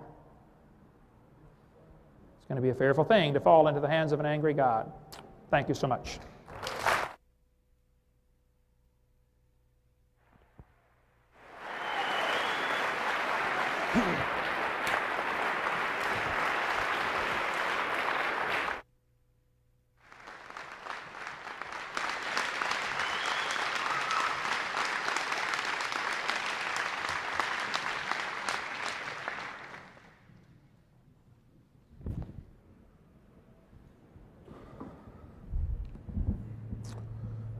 Purpose to life. Well, let me start with that. Purpose to life. Dr. Hovind started out earlier this evening talking about humans having a basic desire to understand things, where we came from, how we came to be, why we are where we are. We all have a curious nature, don't we? And human beings are curious, if nothing else. I mean, if we weren't, we wouldn't be doing half the things that we're doing. What purpose to life does evolution offer us? Well, it offers us a chance to learn where we came from, how we came to be, what we're doing here. No morals. Evolution doesn't really discuss morals or not. That's a question for society.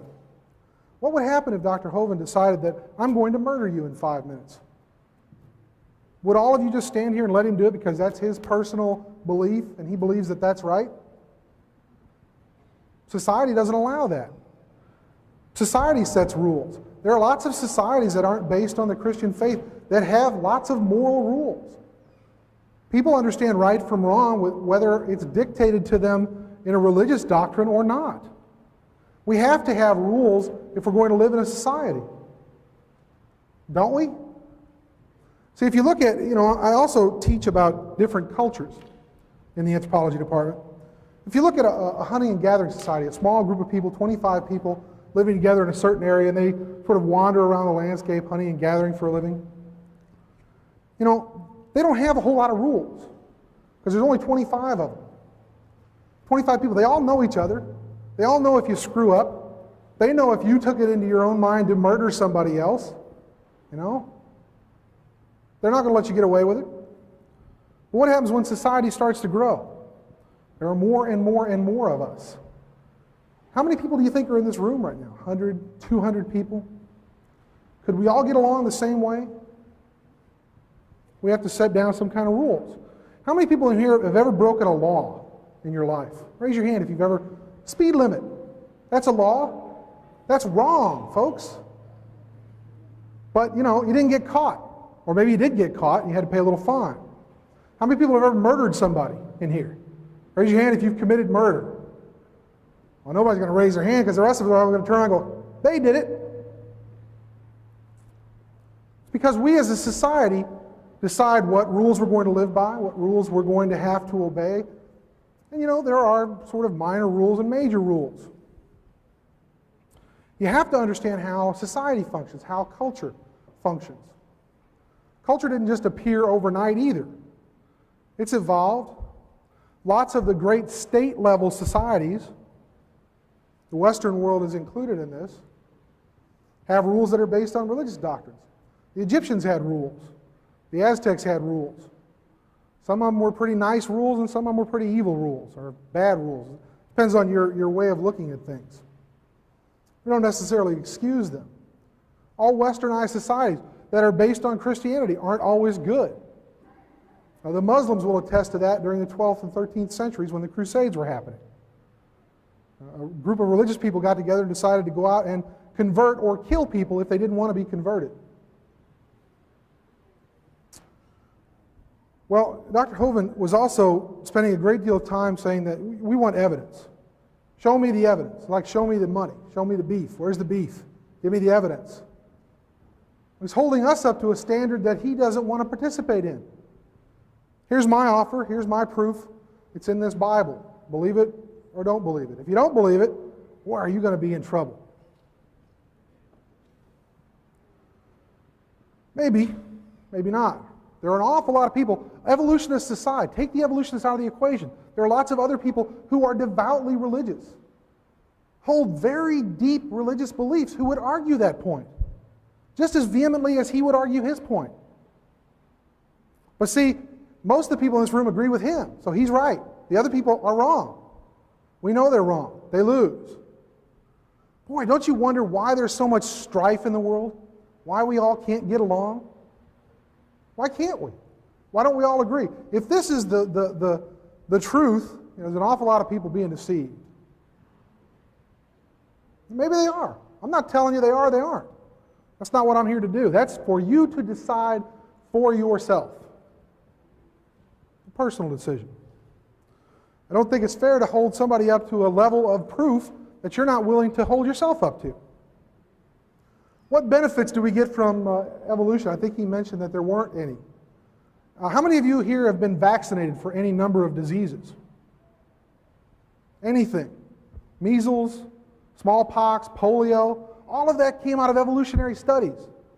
We studied viruses, we studied bacteria, we studied parasitology. We look at parasites, things that make us sick. And we come up with ways to combat them that are a direct result of evolutionary studies. We understand how these things came to be, how they live. Viruses are weird little creatures. We're not really sure if they're alive or not. They're sections of DNA, they're fragments of DNA that invade your cells, right? Like the flu virus. And it does weird things to your cells, and we have to figure out a way to combat it. How many of you had a flu shot this year? I had one. I have to get one if I work at the zoo. Anybody get the flu regardless of having the flu shot? Because there are different strains of flu out there. And they're evolving. They're constantly new ones. They're becoming resistant to our antibiotics. If you go to the doctor and they put you on antibiotics, the next time you go, they can't put you on the same ones because the virus that you may have may be resistant to that. That's evolution.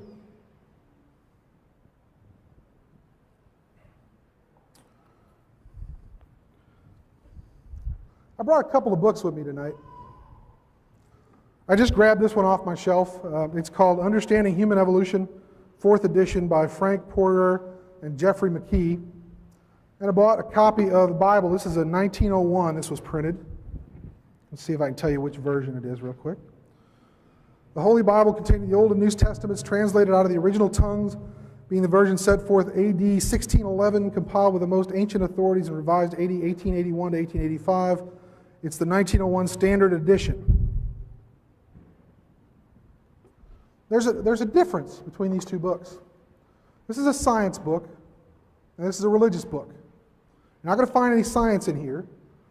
You're probably not going to find a lot of religion in here. Okay? There's a difference.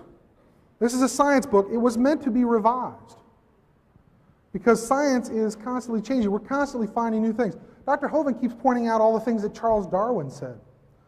Most evolutionists would say, well, Charles Darwin had a lot of, he set forth a lot of our basic understanding of evolution, but we don't simply hold up Darwin and say, he was right. It's all natural selection. It's everything he said is correct. We've revised his theories. This is the 4th edition of this book. Every 2 or 3 years, we revise what's in the book because we learn new things. We're constantly learning new things. We know more now than we knew 140 years ago when Darwin wrote The Origin of the Species. He didn't know about Gregor Mendel's work with the pea plants from the 19th century. That wasn't rediscovered until the early 1900s. He didn't understand DNA. If he had, he probably would have written a little bit different version of his theory, the same way we're doing today. We revise the science books. We're not trying to deceive anybody. If you pick up a book from the 1960s, there will undoubtedly be errors in it because we've learned new things. 100 years ago, we didn't understand that bacteria could cause diseases. 150 years ago. Now we do. Should we not put that in the science book? Should we not revise the theory? We have to. This book was not designed to be revised. Right? We can't use this simply to explain all of nature. God gave us a curious nature, and then he said, all the answers you need are here. Why do we have a curious nature? Why do humans seek to understand where we come from? I know a lot of you are anti-Catholics. I got that from the heckling I got earlier. But I thought I would read part of the papal bull put out by Paul II. It has nothing to do with Catholicism. He simply said that the Bible does not attempt to teach us how heaven was made. It's simply there to tell us how to get there. Other books need to address how the heavens were made, how we came to be, where we came from. Evolutionary theory is a scientific theory. It's not a belief system. I don't care if you believe in it or not. It doesn't alter the basic concepts as we understand them. Microevolution is there. We understand microevolution to be accumulated into macroevolutionary changes, which causes one species not to be able to breed with another species. Dr. Hovind's already admitted that that is true. He said there certainly are creatures like that. There have to be. If that's true, then you have to accept evolution. Now, whether or not you choose to accept the Bible as well, that's your business. I have to stop now. Thank you very much. I appreciate your time, and I appreciate you inviting me.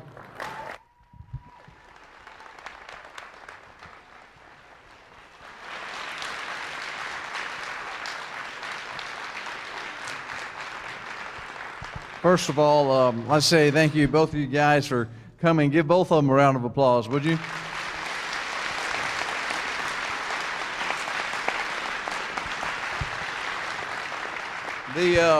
The primary reason for Heritage Baptist Temple holding this debate is not to get you just to believe in creation, but it's that you'll be saved. And you know what? If you're not saved, not only will you not make heaven, but you're missing a great life that God has for you. Our desire is not that we're putting our thumb on you and making you feel ignorant and making you feel strange, but our desire is, hey, we know what it means to be saved and what a blessing it is. So why don't you just look to the truth? You know, the Bible says in Isaiah 45:22, look unto me and be ye saved, all the ends of the earth. Listen, God loves you. In Jeremiah 31, he says he draws you with an everlasting love. Why don't of any animal on the planet. Not the largest brain. I mean, a blue whale has a much larger brain than humans do. But blue whales also have tremendously large bodies. They need a huge brain to control that huge body. We made room for that large brain, the expansion of our cranium, the upper part of our skull, through a reduction in the size of our face. Our faces have been getting smaller, and I'll lay out a series of fossils for you to look at. And you'll see some of the earliest ones that we have really large faces and really small brains.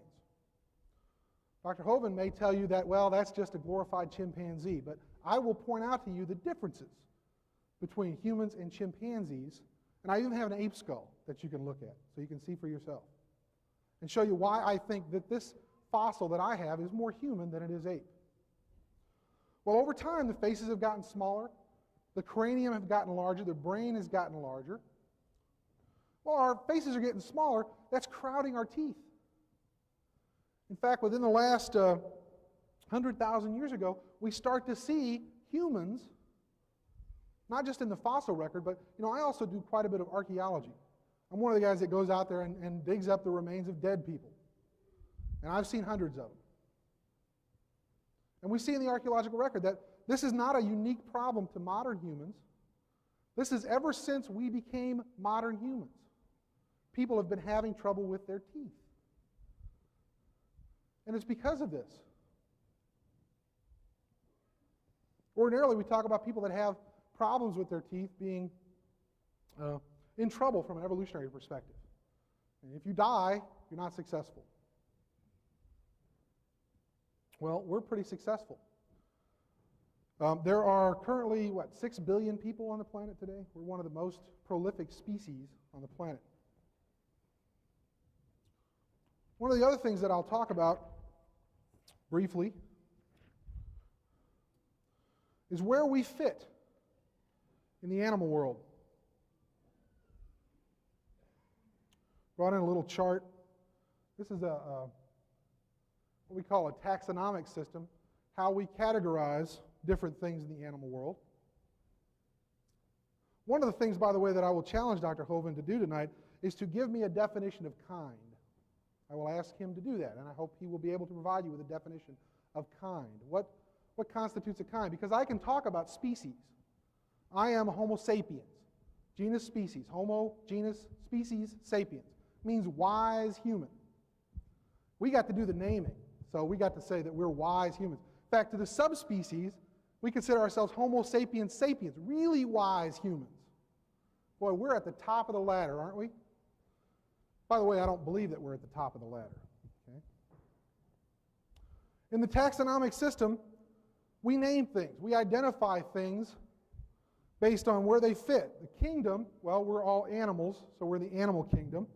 Phylum, class, order, family, genus, species. Genus Homo, species sapiens. Did you all know, I'll give you another fact to dwell upon. I know my time is almost up here. That humans and chimpanzees share 98.2% of their genetic material. That's an interesting concept. There's more relatedness, more genetic relatedness between a human and a chimpanzee than there is between an African and an Indian elephant. And yet when we look at them, we have no difficulty saying those are both elephants. When we look at a human and a chimpanzee, we have no difficulty saying one is an animal and one is a human being. Genetically, they're not that different. In fact, there's a difference in matter of chromosomes. And let me tell you right now, chimpanzees have an extra set of chromosomes. So don't let anybody tell you that cumplings aren't exact copies of each other. You know, brothers and sisters don't turn out to be exactly the same. Well, we talk about this in terms of microevolution.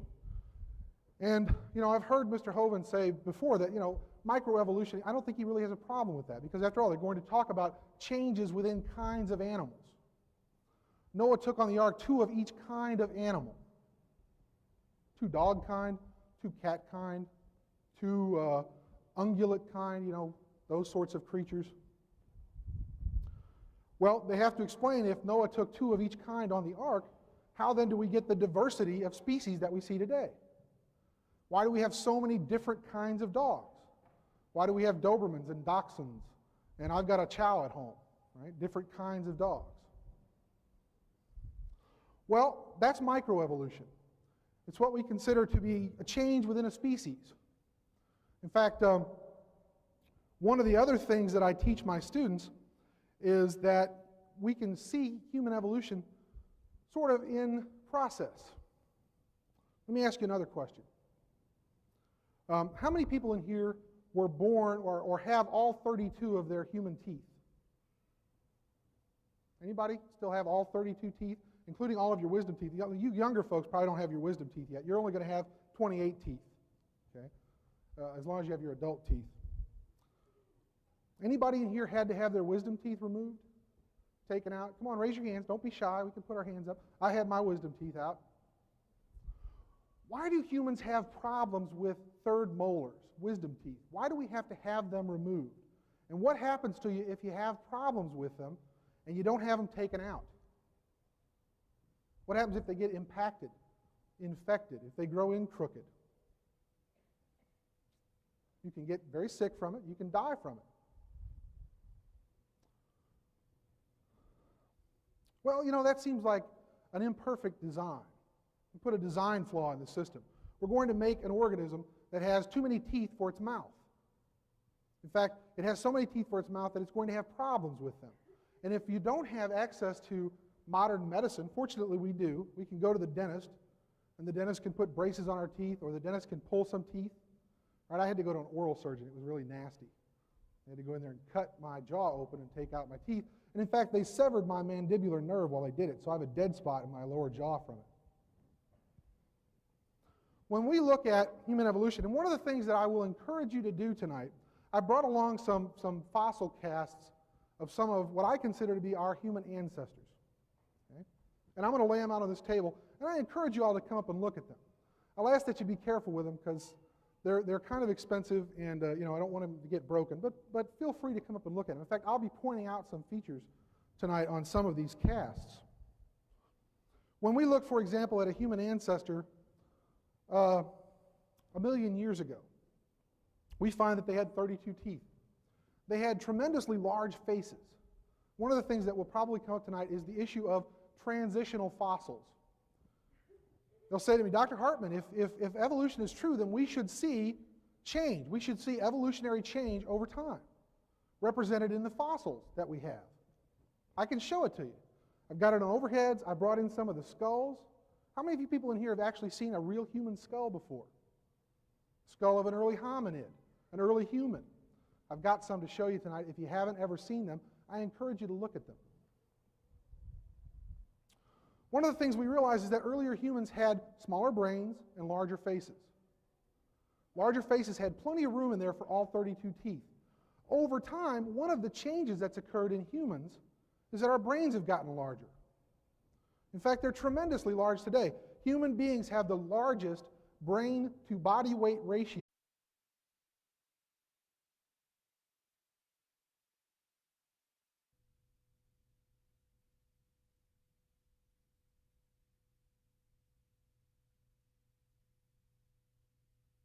Okay, good evening, everyone. I had the great pleasure of appearing here last year in a similar format, although last year's format was where the questions were already decided. This time it's more of an open forum.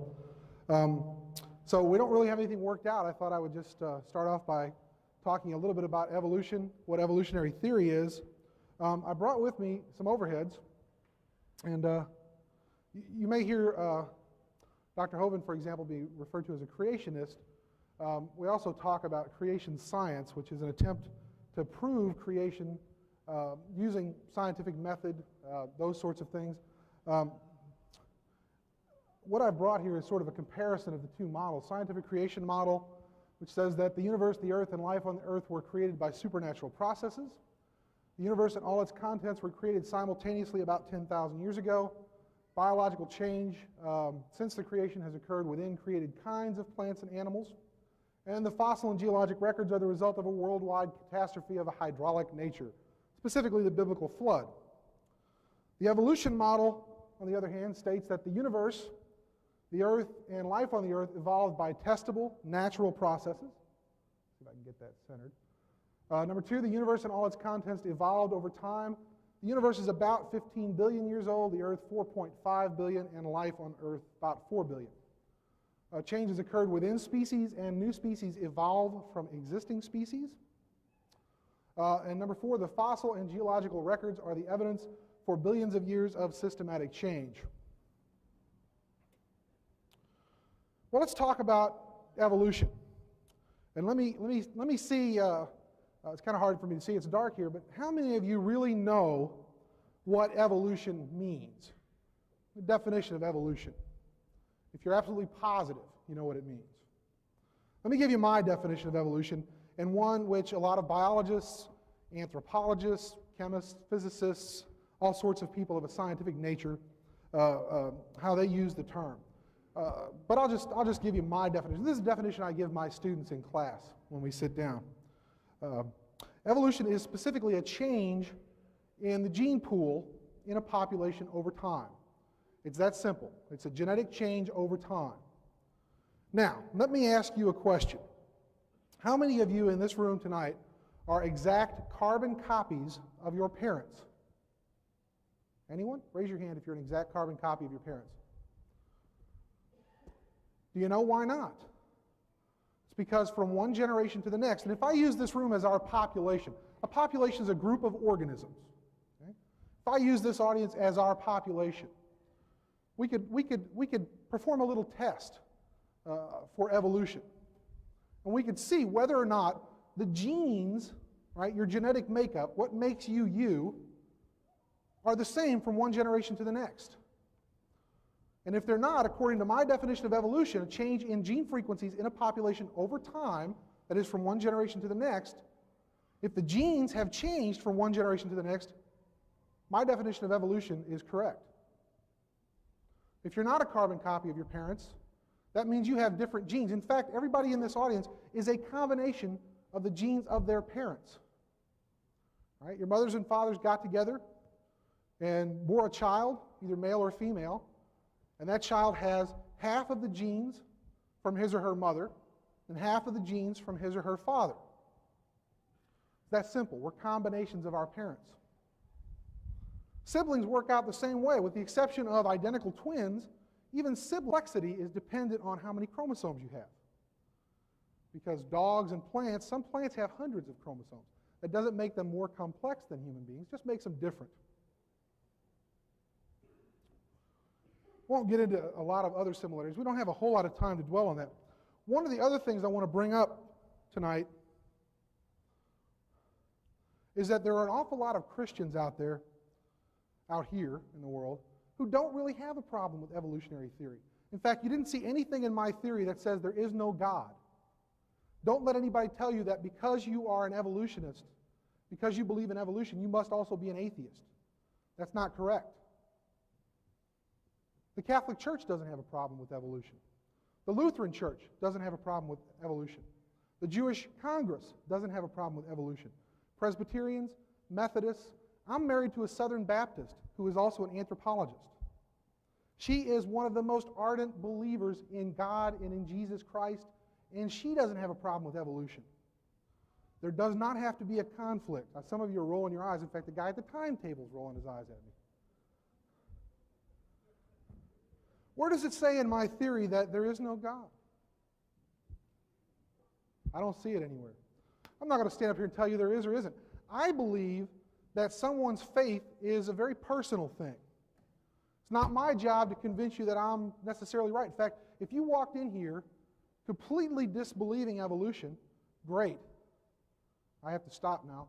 I'll turn it over to Dr. Hovind. Well, it's an honor to be here tonight. My name is Kent Hovind. I taught high school science for 15 years. Now for the last 10 years, I've been in evangelism, and I travel around and speak on the subject of creation, evolution, and dinosaurs. Even my website, drdino.com, shows our great love for dinosaurs around our ministry. I appreciate Dr. Hartman coming tonight. It is surprisingly difficult to find an opponent to debate on this topic, and I'm very much honored that he would be willing to come tonight. It appears to me, after speaking on this topic for 10 years, that the ones who believe in evolution generally want to stand in front of their freshman class where they have the academic and psychological advantage, and they don't want to take on somebody on a level playing field where they can answer their questions. So I'm going to share with you tonight the two different views, and I appreciate what he said, and I would have to agree with everything he gave in his two definitions of the two different theories, creation and evolution, with one minor exception that I would have to differ with him on. The Bible teaches very clearly that God made the world in 6 days, and he did it about 6,000 years ago. He said up to 10,000 years ago. Well, maybe so, I don't know. But certainly the dates in the Bible add up to about 6,000. And then 4,400 years ago, there was a worldwide flood, and a fellow named Noah built a big boat and saved all the animals on board. This is the biblical view of history. The evolutionist view says 20 billion years ago, some say 15, some say 12, the numbers vary, but a long time ago, there was a big bang. They don't know what exploded, but they think there was a big bang. And then 4.6 billion years ago, some say 4.5, the earth cooled down and formed.